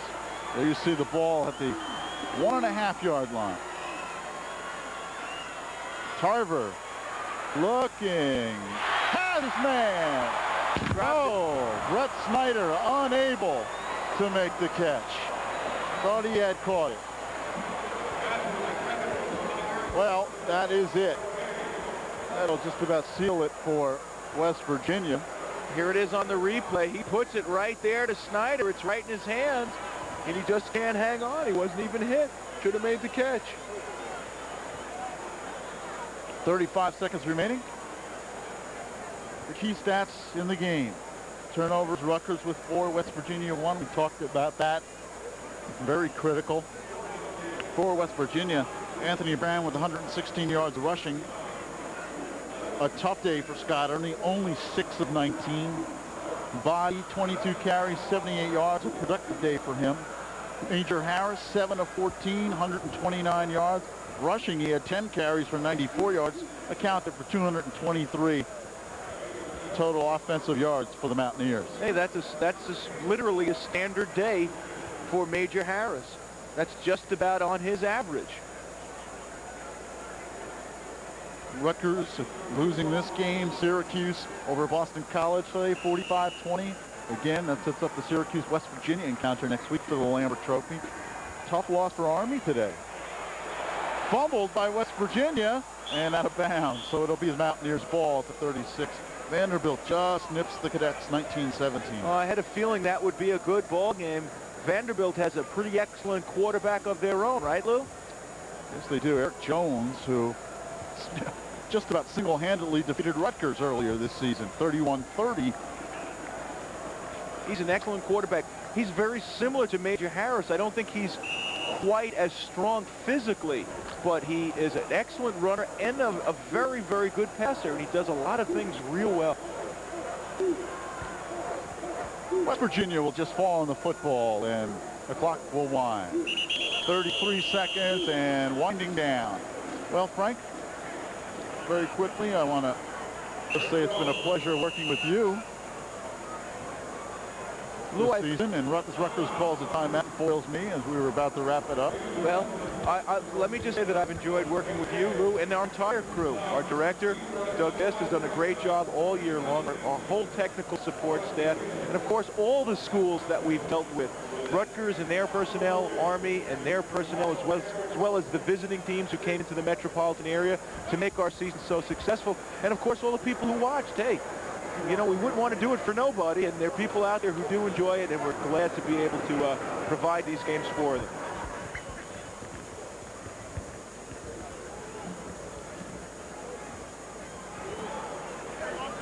Clock stopped with 24 seconds remaining.